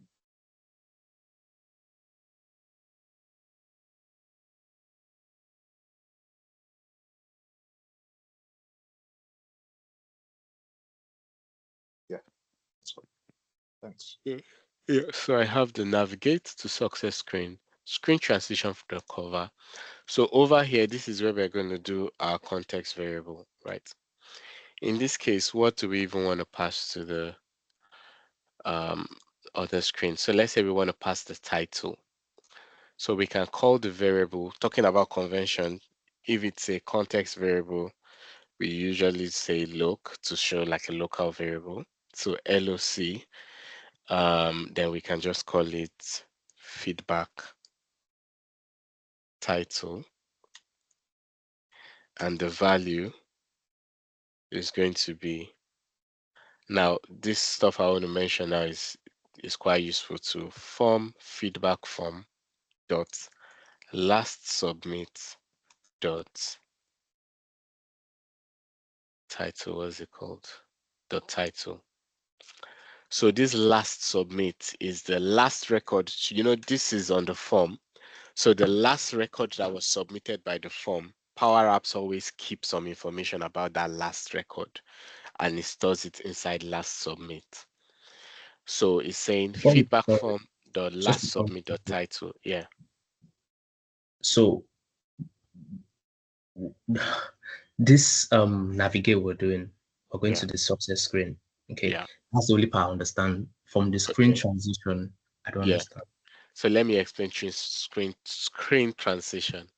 So if I come here and I click on submit now, do you see Yeah, the way it's swiped? yeah, why? Yeah, just came there. Yeah, So that's screen transition. okay, If I change it to something else now, so instead of the cover, let me say dot uncover. okay, So if I click now, you see it's a bit different. It's coming from the left this time. Previously it was coming from the right. okay, So if I change that to dot fade, okay, now you see it just fades, it doesn't swipe, right? So that's screen transition. okay. So one to go. Yeah, that's understood. Okay, Yeah. So now this context is, if we come back to the slide here, here you see it says that pass context from one screen to the next, and this is an okay, example they give, default amount. So default amount is the name of the variable. They are setting it to 500. Yeah. okay, In our case, so maybe this last submit is what's scaring you. If I change this to, and I just say context variable, right? So now I'm setting the value of this lock feedback title to context variable. If I click on play, now we don't see anything yet, but because we've used a context variable, I can show. So now you see that lock feedback title is showing up here. So if I just put dash, so now that value that we set on the previous screen is yeah, showing it's up still, here, yeah, even though yeah, we've not set it here, that's yeah, yeah, right? exactly. So to make it more dynamic, instead of passing a hard value here, Mm-hmm. we can now say, get me the title of the last submitted item, Ah, which is this form dot last this is submit for the dot last one title. too. Okay. So if I Mm, come here and I click on this now, so you see it's showing me the title of the mm, last the last submitted one. submitted item, Okay. Okay. right? Okay. More. The Please let concept me makes see sense. the formula again. Yes, it is. Yeah, it takes getting Yeah, used I to get the actually. concepts, but at least Yeah. that's yeah. Lock. But that lock feedback title is more It's like just a a variable placeholder. name. A very rare. Okay. So that's the name of the variable. That's why when I Yeah. come to this screen here, that's what I use. That's what I refer Use- to here. Yeah. So Yeah. whatever Okay. that name is, that's what I'll be Did you typing. already name that block feedback title, or Yeah, it's I part of the named it. formula? No, I named it on the previous screen. This is the name I This gave one. it, I log see. feedback type. So I can, instead of that, I can just say feedback text. Or maybe I just say feedback title, right? So if I say feedback title, once I come to this page, if you notice, you can see I already have an error because that second page doesn't know what log feedback title is again because I've changed the name. So now if I put feedback title, it understands. So by the time I run it again, it just works the way it worked before. So what will be that in my own case now? I don't think I named it. What you named it? No, so whatever you type in here is the name of the variable. So this is the name, this is the value. So the name of the variable is feedback title. This is the value we are passing into it. Sorry, come again. I said this is the name of the variable and this is the value we are passing into the variable. You know, when you have a variable, the value can change, right? But the name stays the same. So the name of the variable is feedback title, or just like I did before, log feedback title. Basically, whatever you want to call the variable, you can call it here, right? And this is the value. So if I come over here, now you see it doesn't know what feedback title is again because I've changed the name of the variable. So now it's called log feedback title. Sorry, can I share my screen? Yes.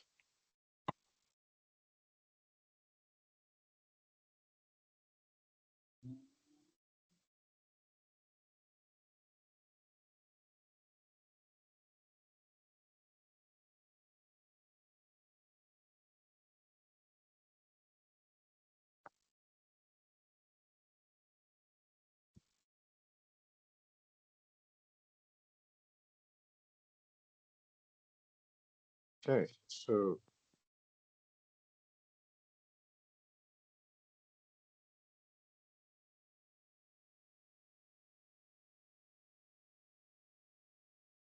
what we are doing is not okay. No, it's not from here. So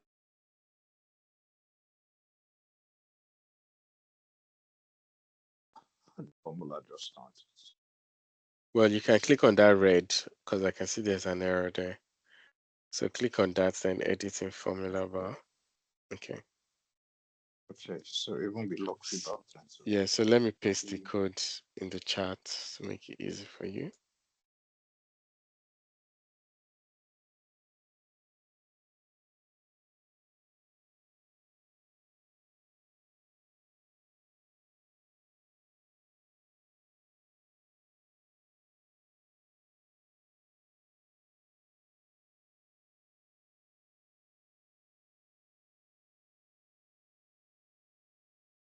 yeah, that's what I'm saying. I think we have named our form, what's it called? Our items. We have different names. So if I put your own name or your item Okay. here, it's not going to work for me. So what's the name of your feedback form? I know, first paste my I think code. Paste my code first, then we can edit it.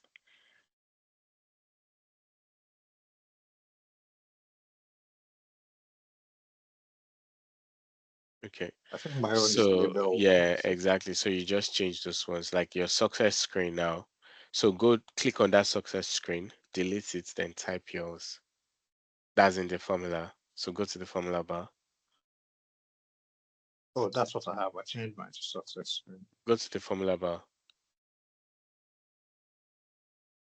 Aha, so delete that success screen. Delete the whole thing, success screen. You can double click then back. Aha, so then start typing your success screen now.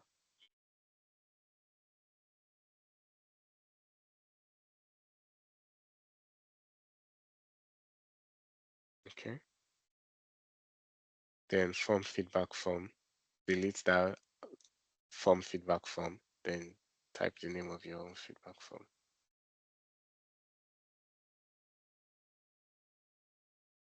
No, your feedback form, the name of the feedback form.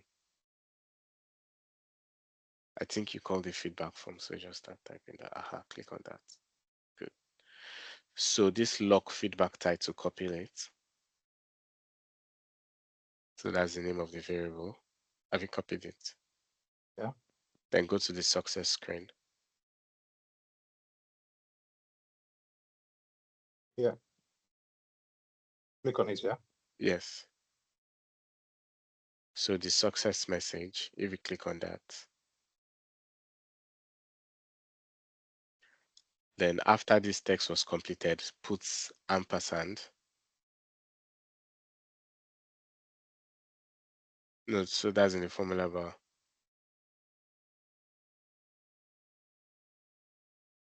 Yeah. So ampersand. Run this ampersand again. Z2. I believe, let me paste the code here. Oh, and yeah, I think it's called ampersand.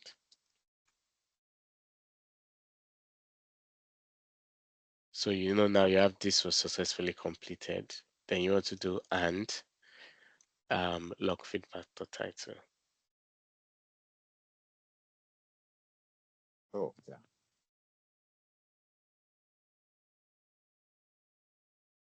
No, in the formula bar.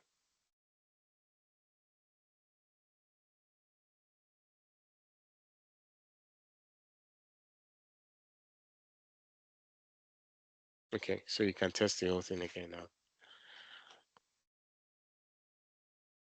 I'll go submit the record again. Yeah.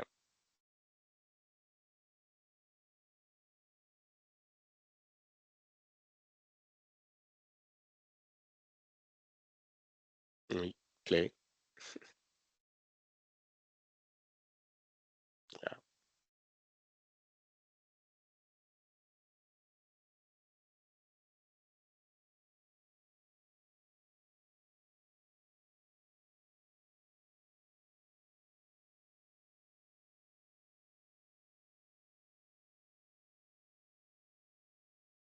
Okay, so now you can see your title shows up there. So that's how you use the navigate function, and that's how you transfer context variables from one screen to another.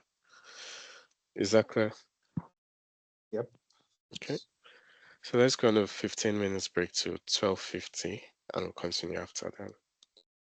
All right. All right. Okay.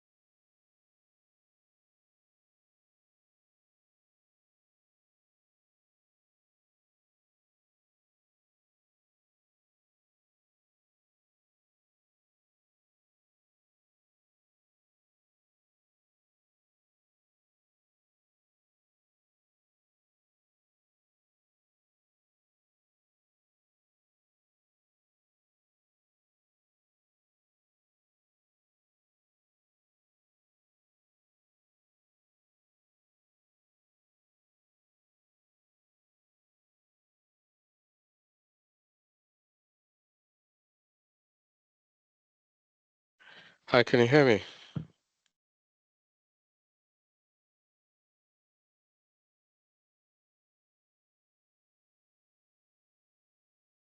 Yes. Yep, I can hear Okay, you. cool. I know, I suspect what we want to do next will be very important. So can I ask for about 2 or 3 minutes, please? Okay, Just yeah, to, that's fine. Yeah. yeah, round up something.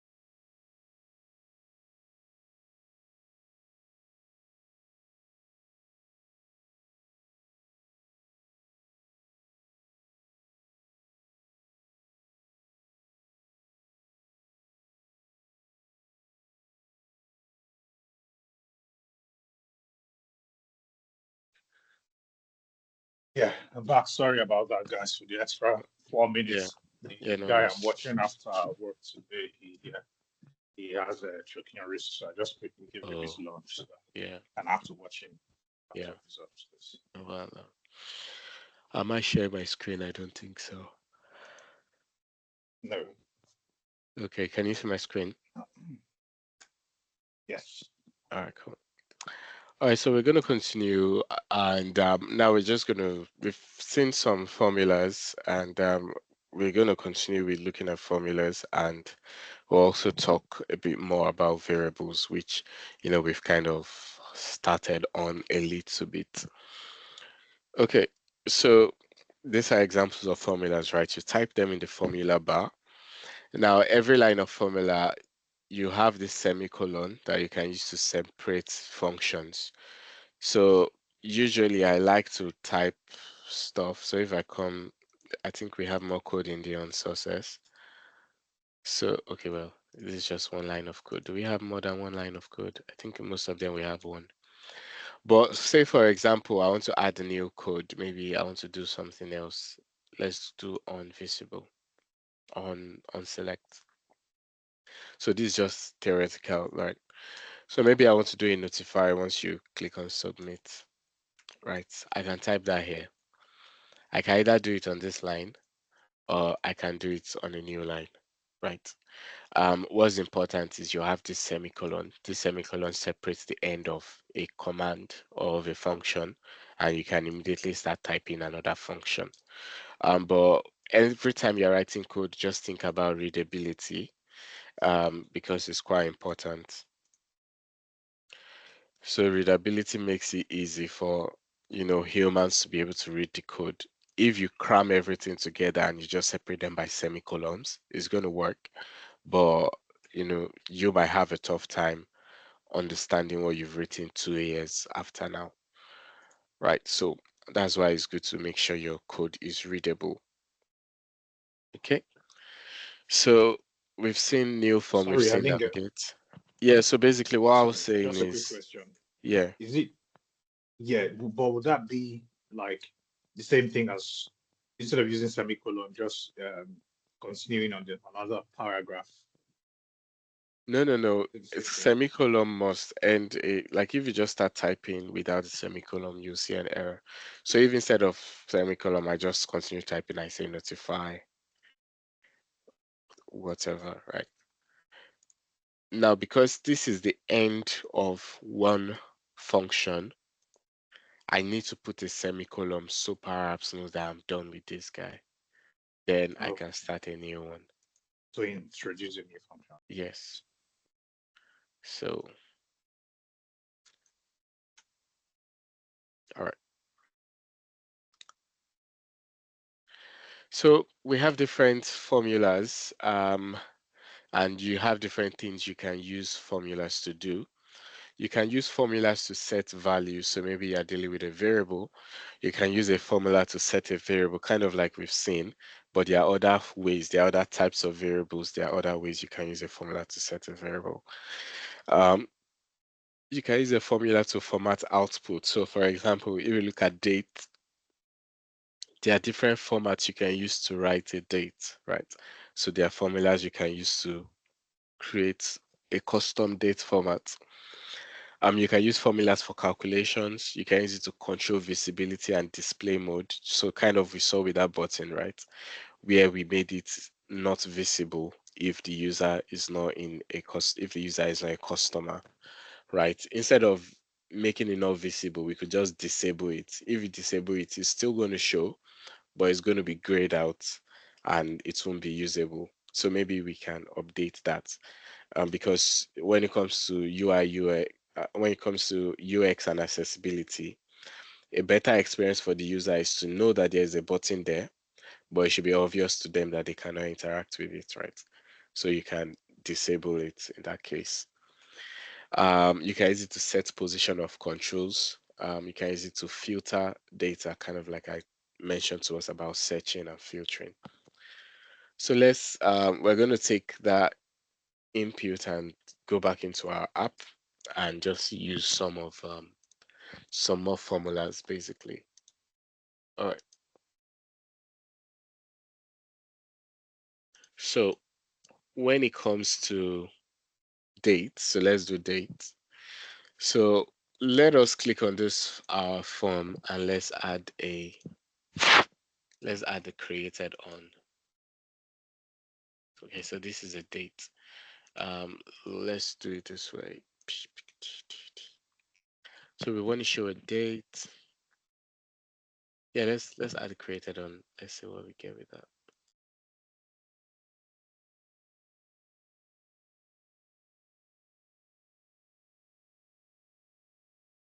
Okay.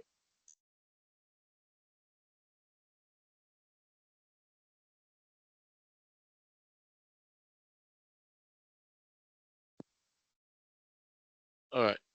Can you see this? So I've added the created on field, right? But because the created on field is a read-only field because it's automatically generated, so it's just showing here as a text.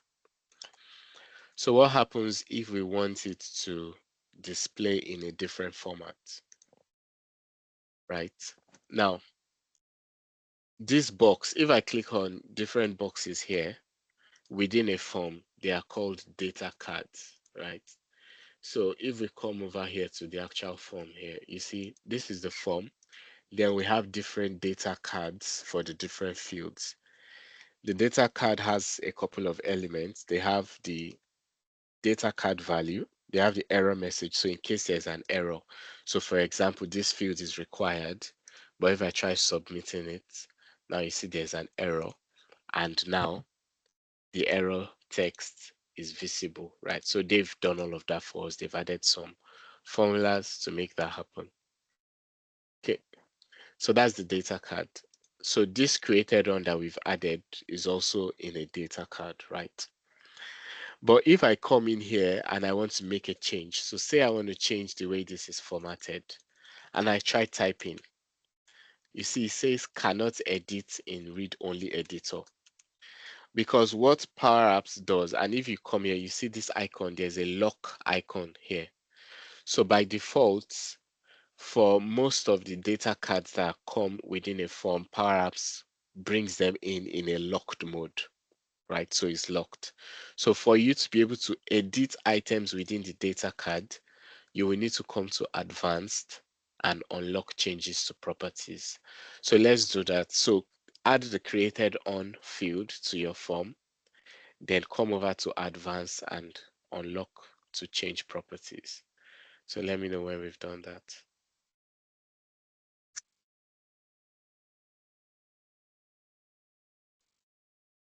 Yeah. Yeah. Okay. So I'm just going to click on that. And now at this point, I can be able to edit. So if I want to change the format of this, maybe I want it to be in a more user-friendly format. There's a function called the text function, right? And with the text function, you can adjust the format of a text. So I can say text, then, okay, so this is a text right now, not a date. Let's see, what's this data type? This is a text. Okay, that's because it's read only. Okay, so for this guy, let me see what the default is. This item dot created on, which is a date time. And over here,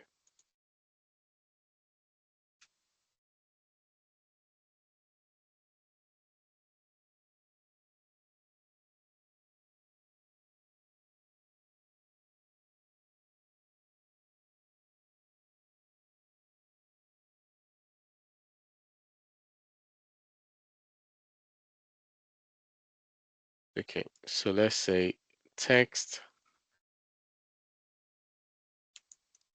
this item dot created on, then date format dot long date. Okay, so what I've done here, right, is I've come to this created on. By default, this was written as parent.default,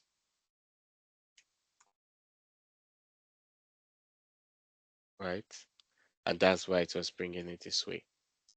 But here, I want to change the format. I want to use a different format. I want it to be like readable rather than, dash, dash, dash. Now I'm able to do that here by saying text, this item dot created on, then I've supplied it the date format and I've supplied it the country code. So whether it's ENGB or ANUS, if you just start comma here, you will see different country codes. So in this case, I'm just going to say ENGB and it's going to display it that way. So can we do that?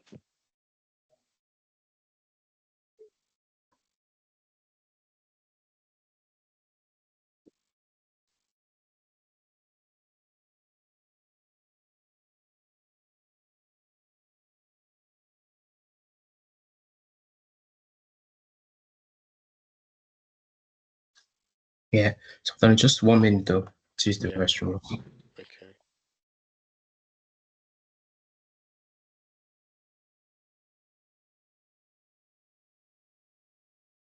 Fine.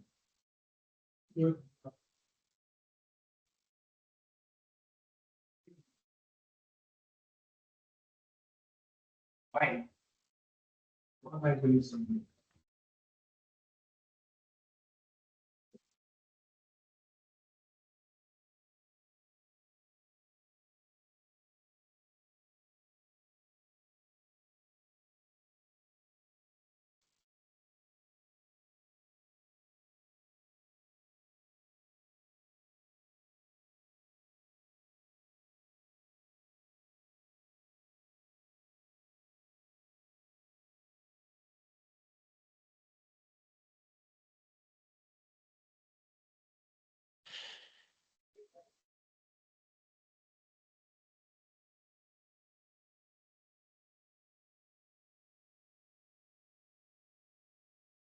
Yeah.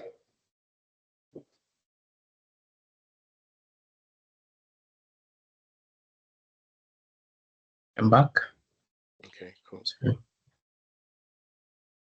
So have we written this already? Yeah. Yeah. Okay, cool. So that's one example of using a formula there. Coming back in here, let's see the other things they mentioned. So when it comes to variables, so now let's go into variables. Sorry, mine is not appearing even after I've done the formula. Can you share your screen?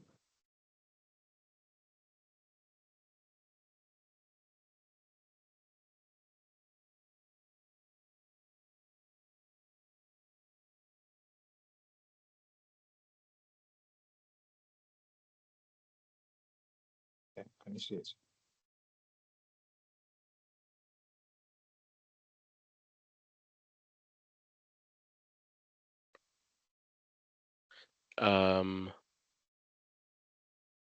So it seems there's an error.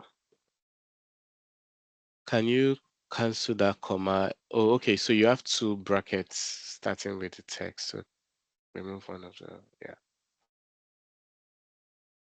that should be it. Yep, thanks.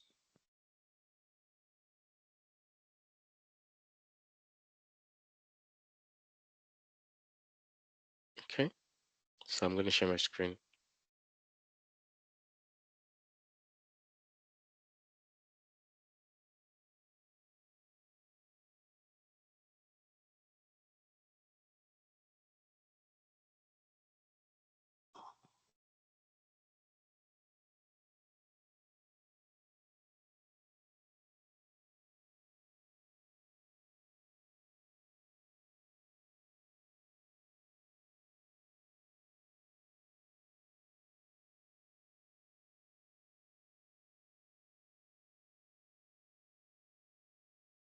Okay.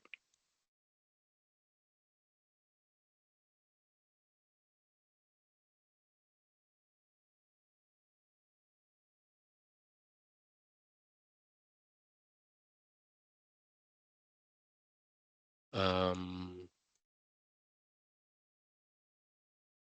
so we're going to talk about variables. Why do I have an error here? Oh, that was because I didn't put in the correct value at some point. That's fine. Let me just type in this one and submit.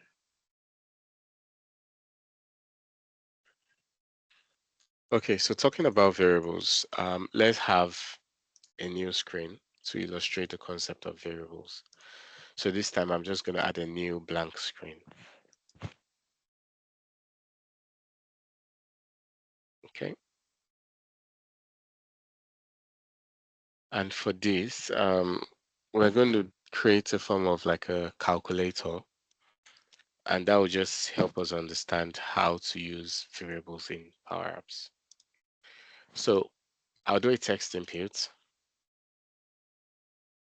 This would be like value 1. And I'll do another text input. This would be like value 2. Then I'll put a label, which would be the result, right? So let me rename this. Let me call this txt value1, txt value2, lbl results. Okay.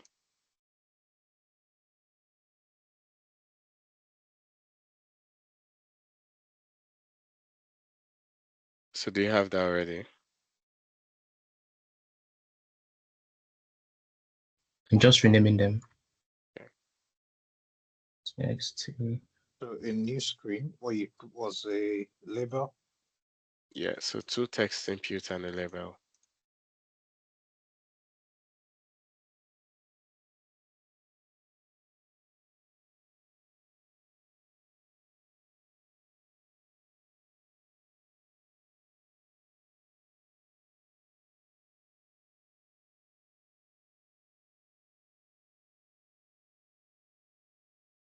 A text label.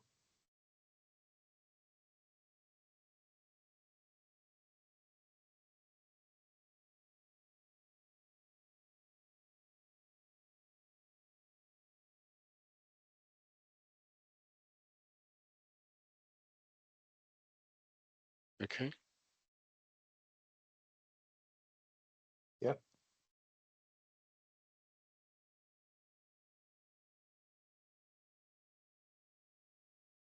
All right. So now the first type of variables, or the first thing we can call variables, right, is referencing the controls directly. So in some cases, you don't even have to create actual variables. You can just reference the controls directly. So this is an example. So we want the whatever is typed in here to be added. So let me just do an icon. Let me add an add icon. Right. So let me just put that in between.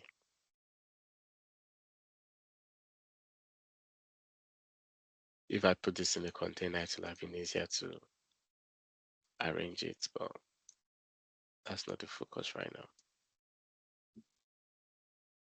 Okay. All right. So we have text inputs one. So basically, we want to say whatever is here, add it to this, and give me the results. So what I'm saying now is I'm going to take away this default property, this text input. I'm just going to set it to back. Right. So I'm just going to clear that out. Then where it says format, because I know it's numbers I want to add. So let me just change the format to number. So when you do that, it will only allow the user to type in numbers. So now I can type in a text, I can only type numbers.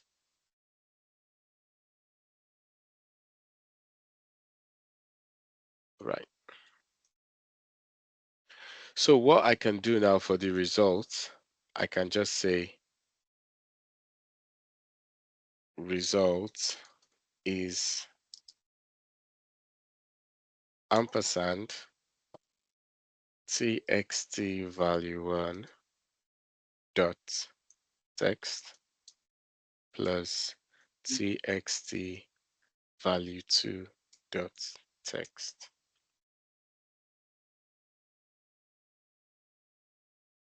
So now I've not created any variable.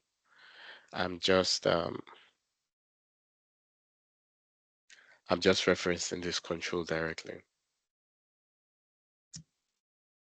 So the formula you said txt value, which is the text inputs, so Yeah, which is plus dot text. What does yeah. that text represent? No, normally this is a text input, Yeah. right? So even though we've changed this to number, Yeah. the actual, it still knows that is a text that is Text. supposed to be there. Okay. So that's where the toast text is. If I just say text input, I'm referring to the control itself, Okay. right?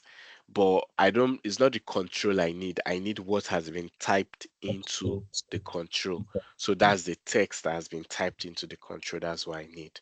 So that's why I have to say dot, because if I click on dot, you see there are other properties that the control has. So if it's the color, I can reference the color, I can reference the size. But in this case, it's the text that has been typed into the control that I care about. So that's what I'm using here. Okay, makes sense. Thank you. Yeah, cool. All right. So if I play this here, I can say 1 plus 4, 54, and that's 55, right? So that works. Cool. So I'm going to duplicate this and we'll see another method. So what if we want to use variables?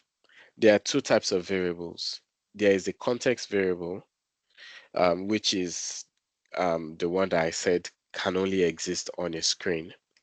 Maybe let me just add a label to describe what each step is. So this step here is using what have we used here? Referencing controls directly.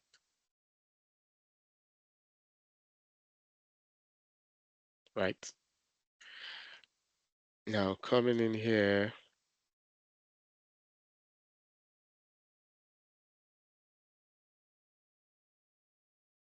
this one is using context variables.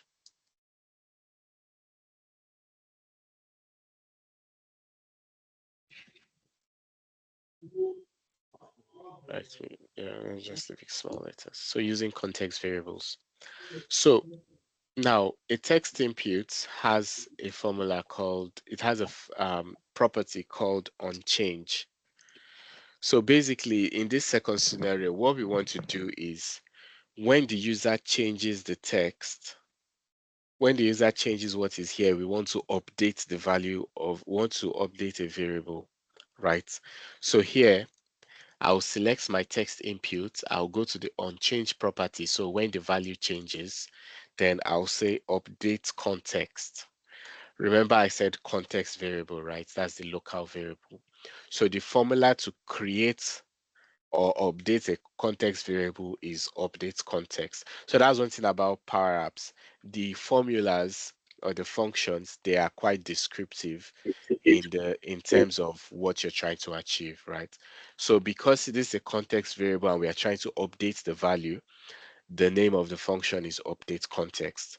So just like before, we need to provide the name of the context variable. So I'll just call this lock var1 or locked value 1. So remember, lock is because it's a local variable naming convention. So I'm just going to say lock value 1. Then I'll say self.text, right?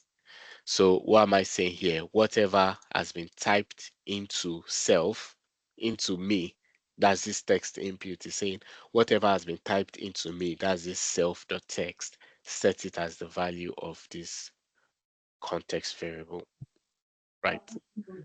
And we can do the same thing for this one too. And we can do the same thing for this guy and say, so we need the onChange property. So when it is changed, we can say update context lock value to self.text. Okay. So now we have two variables, lock value 1 and lock value 2. So we can just say this result is lock value 1 plus lock value 2. Okay. So in case you Can I want to see the see that, results again for yeah. the first one? Okay, for the first one is Is the txt that old? Okay. value 1.text plus txt value 2.text. And the second one, the new one that we just did. Yep, that's So that's lock the look value value. 1 plus lock value 2. Okay, so the results is whatever we have as the variable that we've kept in. Exactly, yeah. So whatever value this variable is plus whatever value That's this whatever variable we is. use. Okay. Let me So if just I play this now and I saw 2 plus 4, now you can see it's updated to 6, right?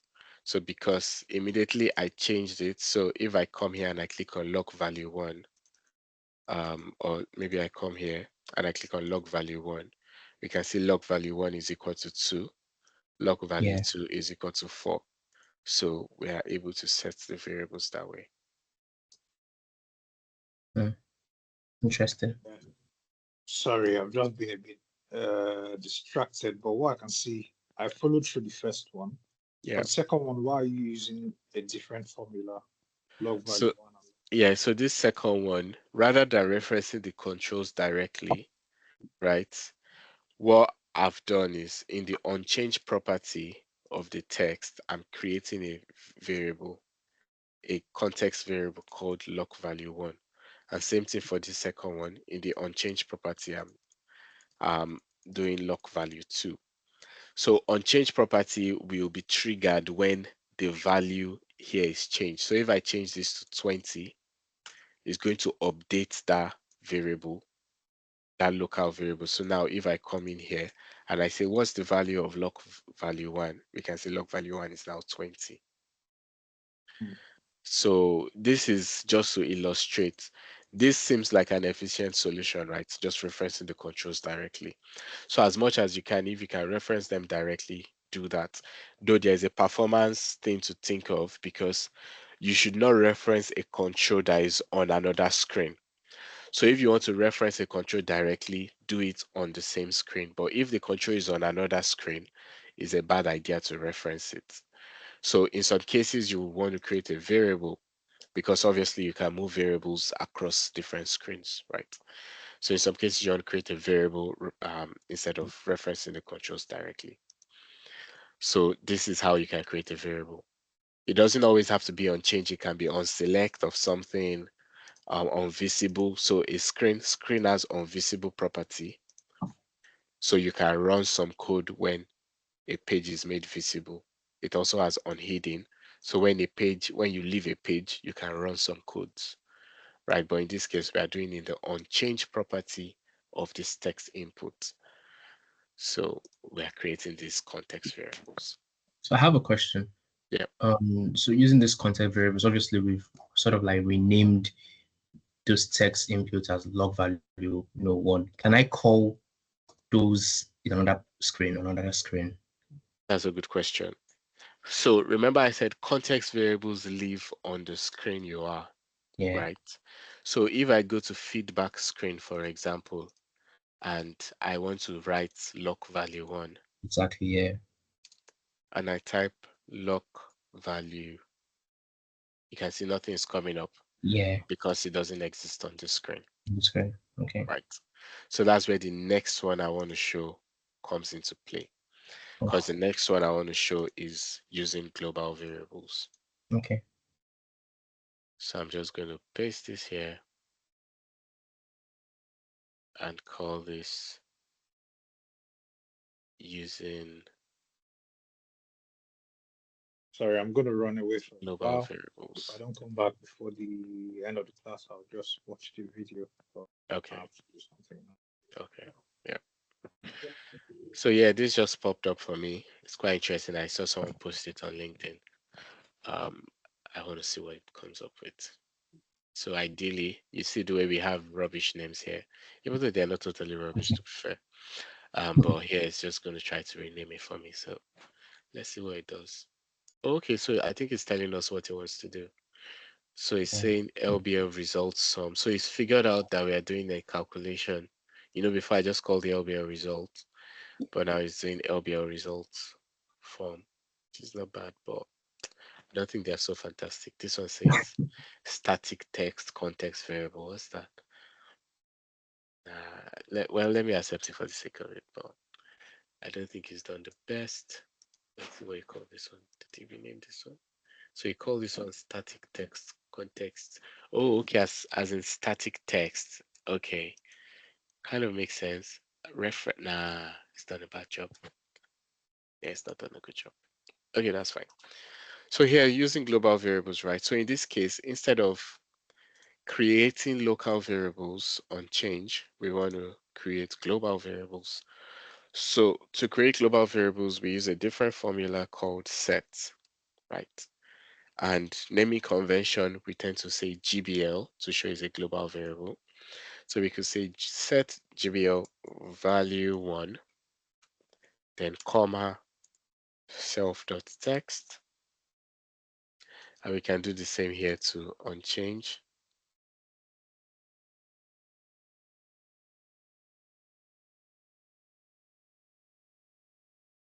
set GBL value 2, set it to self.text. Okay. So in this result, we can now say GBL value 1 plus GBL value 2, right? So if I say 4 plus 9, now that evaluates to 13. But the idea of this being a global variable is I can come to the home screen, which is another screen entirely. And if I want to have GBL, so now you see Yeah. we have those variables present here. So Okay, got whatever it. value they are on a different screen is also going to be reflected here Yeah. because it's a Can I see global the formulas variable. again? Sorry. Yep. Okay, for the first one. So for set, Okay.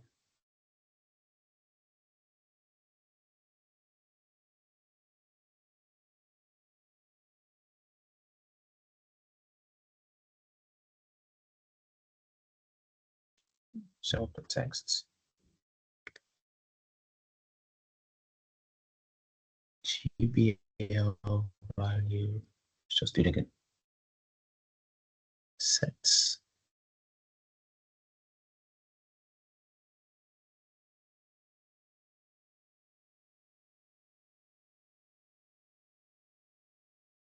Let me know. GBL.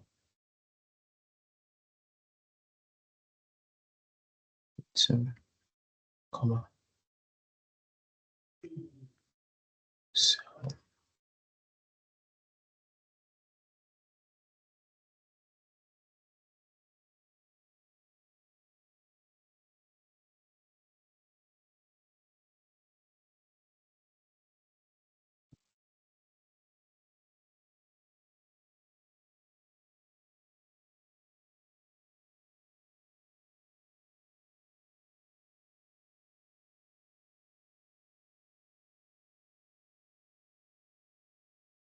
some reason my first one worked, but the second box is not working. Let me just do it again. Can I see the yeah, make sure you're second? in there on change property. Oh yes.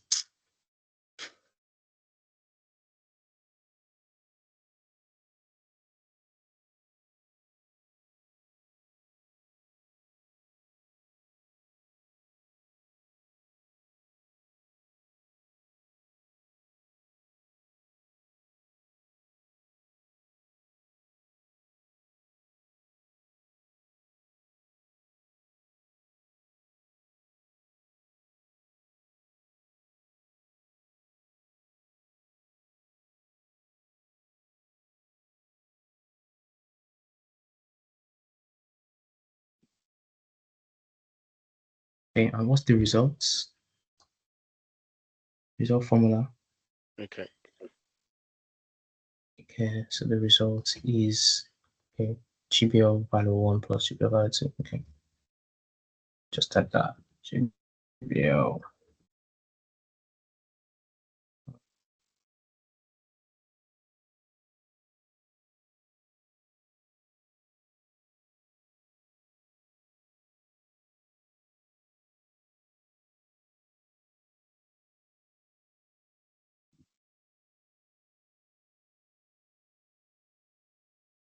Cool.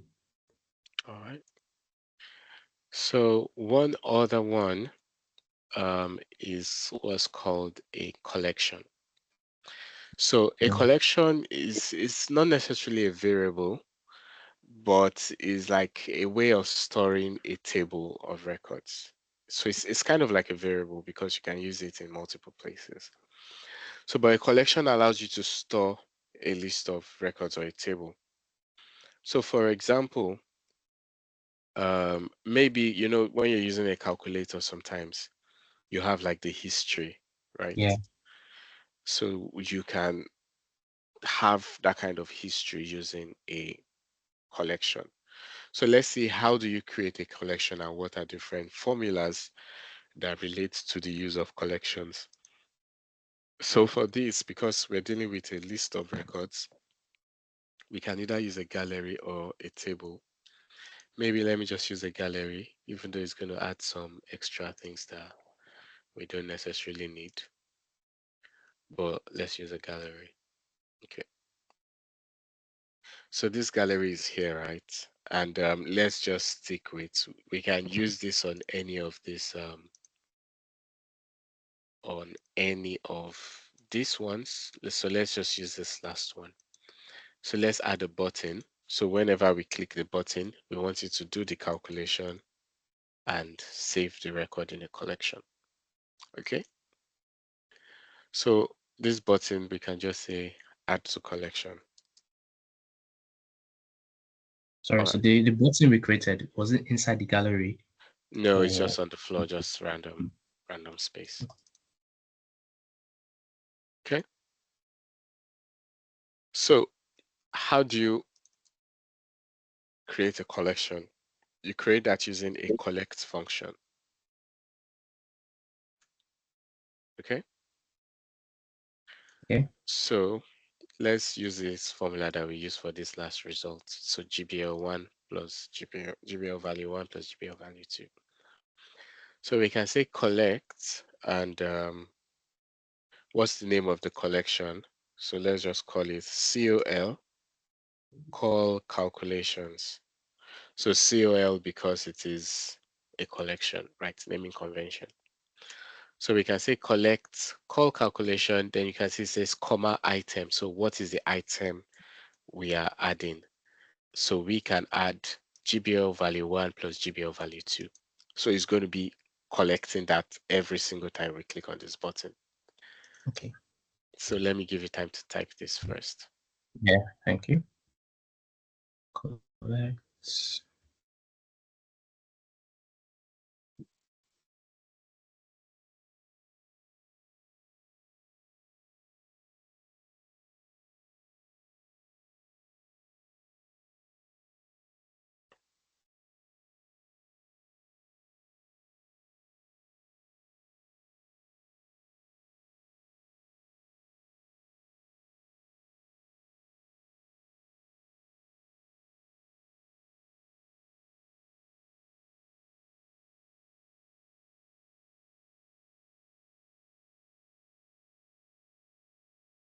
So the call calculation, is it a function? No, this is just the name of the collection. Collection, okay. So I can say call collection name. Right? So that's just the name of the collection. Okay. So I'm still yeah. Almost done, sorry. okay.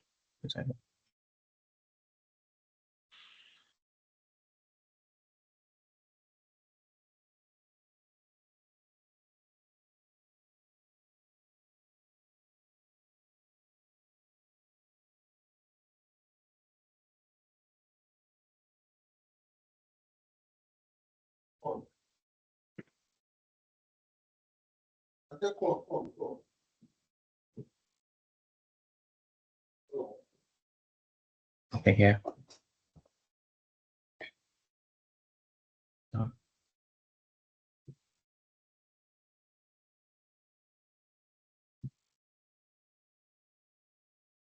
Okay. Yeah.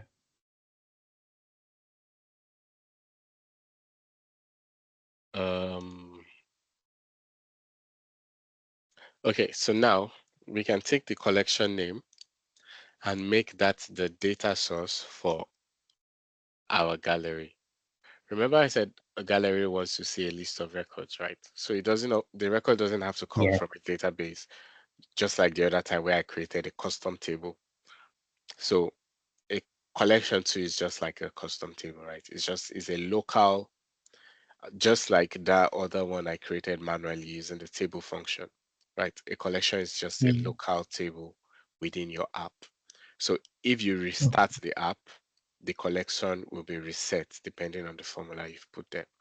So in this case, for this kind of collection, because it's on select of this button, when I click this button, that's when it's going to add a value. So let's see what this is looking like now. So if So I how click did you, OK, sorry, Just Yeah, before you, sorry to drag you back. yeah, no On worries. the gallery, Yeah, how did you then input yeah. that collection So if you one? come here and you click on data source, it's going to Yeah, bring you here to the items property of the gallery. So you just yeah. type in the collection name there.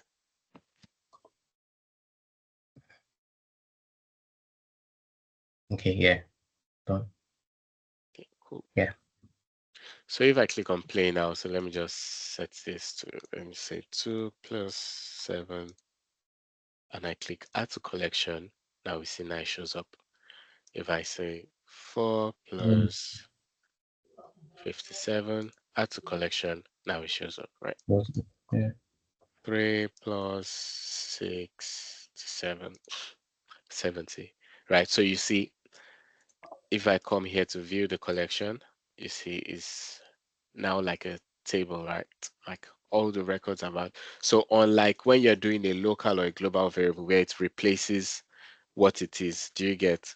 For a collection Yeah. is adding to a I list. didn't. So it's just like an array in other programming languages, right? So a collection is like an array. You're just adding items to the collection. Okay. Mm-hmm.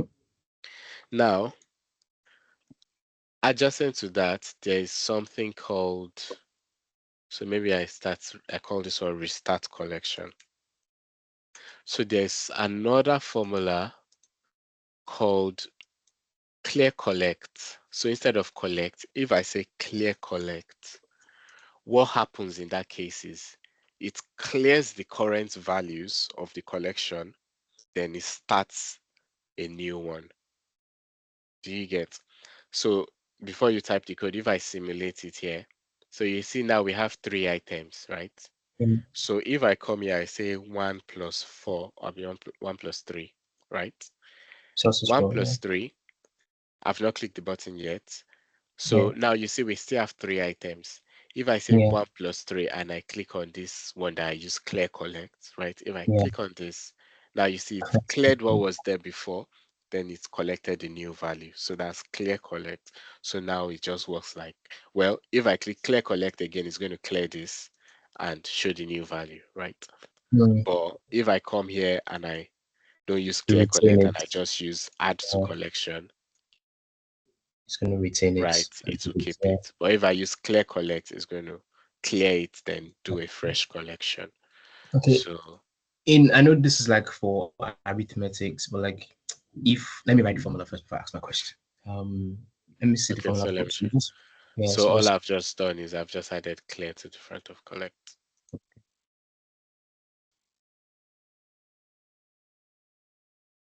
okay. Cool. So obviously I understand the way it works as Yeah, well. Stack collection sort of clears and brings in that new value, while add to collection retains yeah, those values, keeps piling them up. Um, that's the concept, but like in reality, in maybe yeah, real life scenario, where do yeah, all this sort of like adds, collect, restart? Is it like to store information? What exactly does it do? yeah. That's a very good question. So collections are quite handy when you're building your apps because as you can see, collections allows you to store a table of records, right? Yeah. And it keeps it in the app memory. So it's not in a data source, this is like in the app memory. Though, as I said, if you Yes. restart the app, it's going to like you're going to lose all the data in the collection and it's just going to kind of be a fresh start again. So Hmm. what do we do with collections? Um, if you have like a reference record, so like a case where I've used collection is maybe we have a list of departments, right? So an organization has a fixed list of departments, Yeah. and we want to use that in an app. There are 2 ways we can go about it. We can either just put the data source. So maybe I have a drop down. So I'm going to use my customers table in this case, right? So maybe I have a drop down. So let me add a combo box.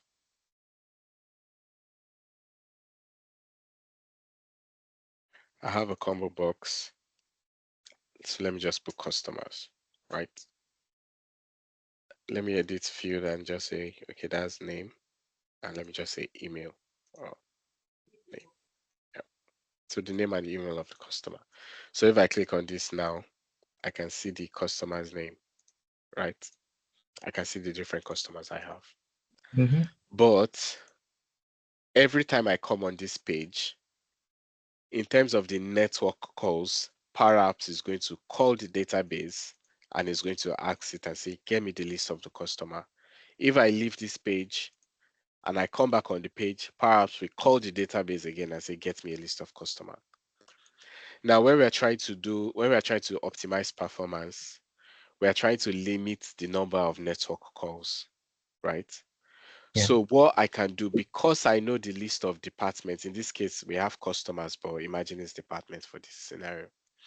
So what I would do is I can create a collection that says maybe once the app loads, traditionally that used to be in the on start property of the app is when the app is launching, this code is going to run even before any screen shows. So we can say when the app is launching, just do a collect, and you can now say call departments. So let me call it departments here and just say customers, right? We are imagining this customers means department. That means, yeah. So because I know this list of departments is not changing, I can put that into a collection. So anywhere I need that list of departments, instead of doing a network call to the data source, I can just do a call to the collection. That's Because the okay. collection is on the app, it's a local call, so it's not sending any network request because it is like a variable. You already have the value of the variable, so you don't need to ask the database for that again. Once again. So that's a situation where you will use a collection. Okay.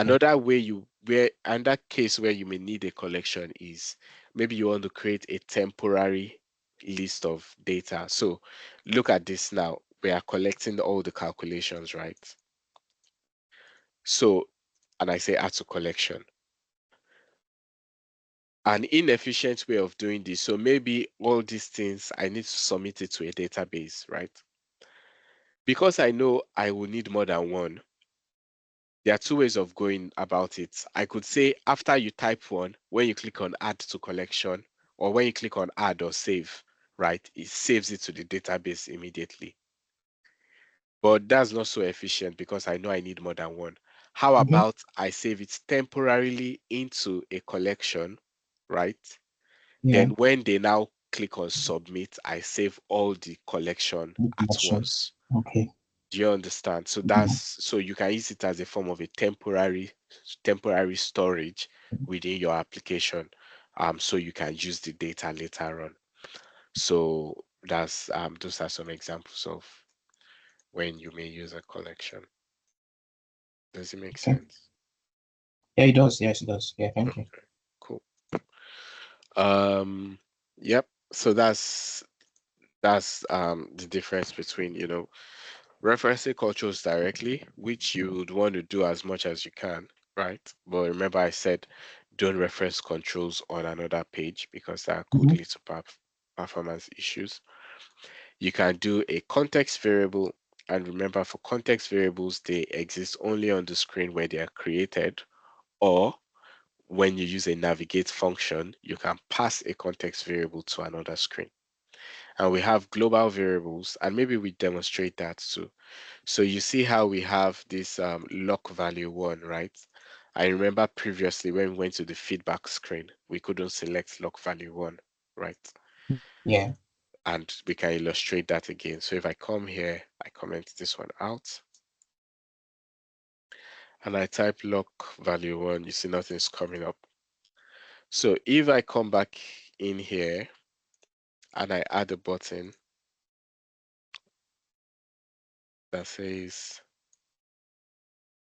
so let me just call this pass context, okay? Then I now say navigate. navigate to what did I call that homepage? Feedback screen. So navigate to feedback screen. Let me do screen transition done none. Then the context variable, I can now say lock value 1, right? And I'll just say lock value 1. Okay. So now it's going to create a context variable on the home page. So imagine I could even change the name of the variable, but say I want to use the same exact name. So I'm just going to be saying pass log value, or even to think of it, can I just do this? I've not done this before, but okay, no, that didn't work.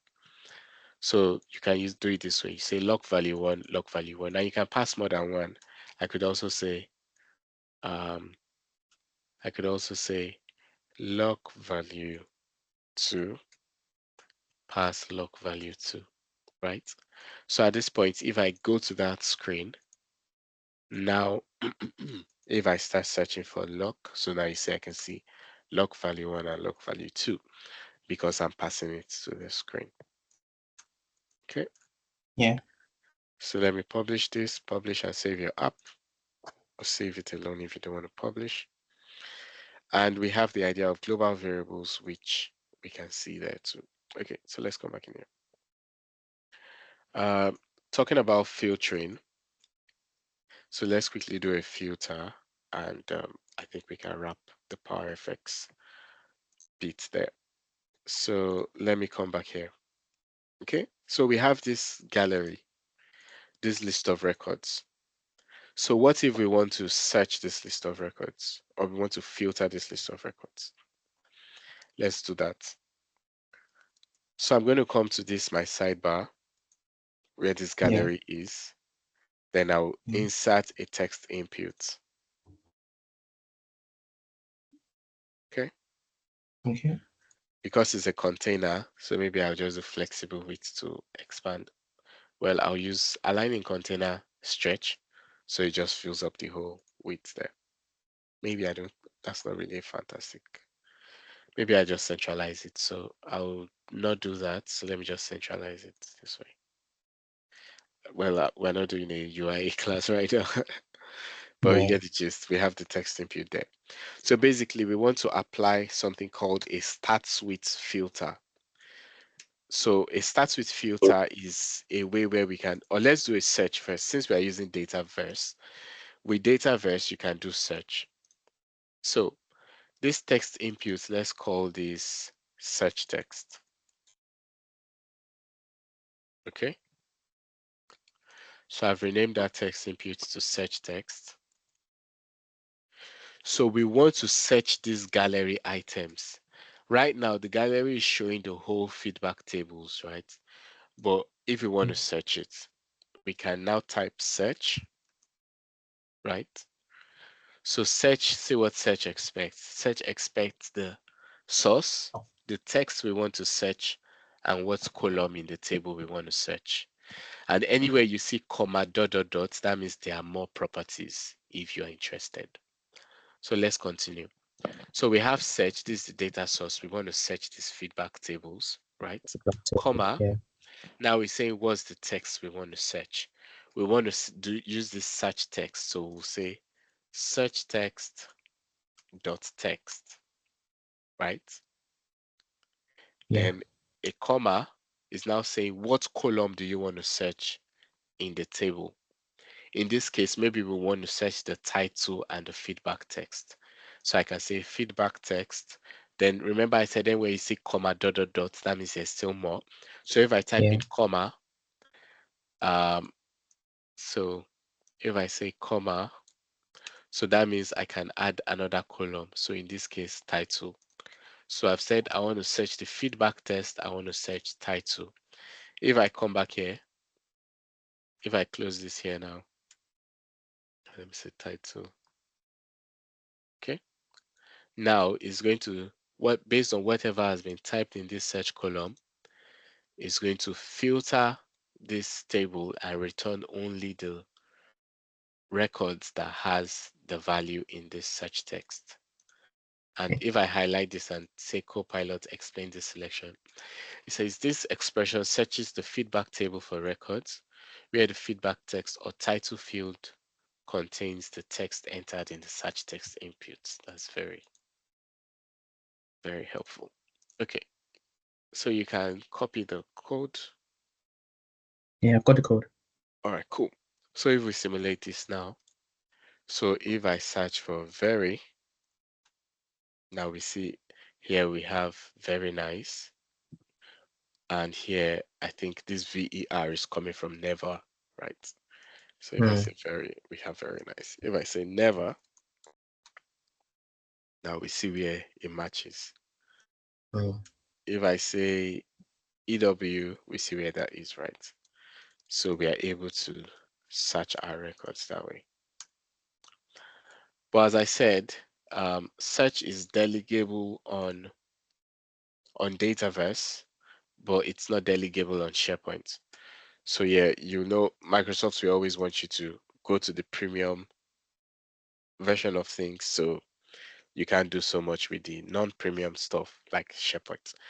So it's quite nice to search. Search is a very common functionality, but unfortunately, search is not delegable on SharePoint. So what do we do in SharePoint then?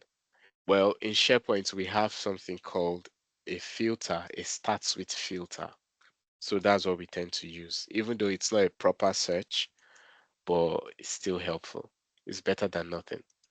So for that, we can do, it still is very similar setup. We can do set filter, then the name of the table. So filter feedback table. Now, what's the condition? So because you filter based on condition, so we need to put in a condition. So over here, we're going to say starts with, and starts with is expecting a text and a start. So text is the text to be checked, right? And start is the column. So if I say search text dot text, then I can now say title.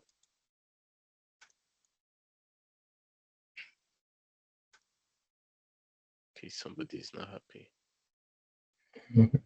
So maybe it's the other way around. So starts with title and search text. Okay. So starts with the column where the title starts with what we've typed in here, right? So if we test this out now before I did very, right? If I do very now, nothing comes up because we have no title that starts with very, right? But if I do never, so if I say never, now you see, or if I just start with N, you see now we have some titles that starts with N. Do you see that? Right? So that's why it starts filtering it. So if I say nice, now we get that. So it's not a proper search like we had with using actual search, but if they know what they're looking for, it's still helpful.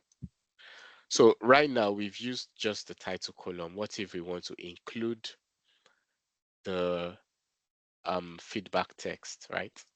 So because this is a condition, we can, if we do comma is and in a filter query. So we don't want an and, we want an or right now. So for an or, we can do this, we can do two pipes. So two pipes is an or. So you can either do this or you can even do like a normal or. You can do it or like this, right? So you can do or this way. And maybe instead of title this time, we now have feedback text, right? So this is just like logic, if you know, if you're familiar with the way you write logic, right? And obviously you can always break it down, which I like to do in some cases. And if I do or, we can see the condition we are actually checking.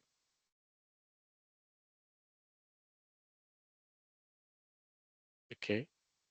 So here you can see we're saying if or starts with is, so if starts with, if the title starts with this text or the feedback text starts with this text, return the value, right? So you could do that. So if I say you now, you can see we're seeing the ones where the feedback text also have you. And just like before, if I start with N, I can see the ones that, starts with N. Yeah. So those are just some workarounds. So let me just show you the other way. Now I've used all this way, but I'll tell you that the way you would likely see many people's code Mhm. in this kind of case is this way. So you likely see two pipes like this. Okay. So you likely see it like this, and it's still the same thing. So this also means or. In Power Apps, this means or. This means and. This means and. Right. So two ampersands means and. Two pipes means or. Or you could also do and or this way. Okay. So yeah, that's that. I think that's what we're going to cover today. Yep. Do you have any questions? Nah. I just need, I don't know, these formulas. Yeah. Yeah. That's all I have to say. Yeah. Yeah, Yeah. it's good you have a copy on your end too anyway. So, Yeah. and it's good you have the recording too, so you can always review too. Do you get? Yeah. Okay. All right. All right. Yeah. Okay. All right now. So have a great week. We'll catch up You later then. too. Yeah. Yeah. No problem. Yeah. Bye. Okay. Yeah. Bye.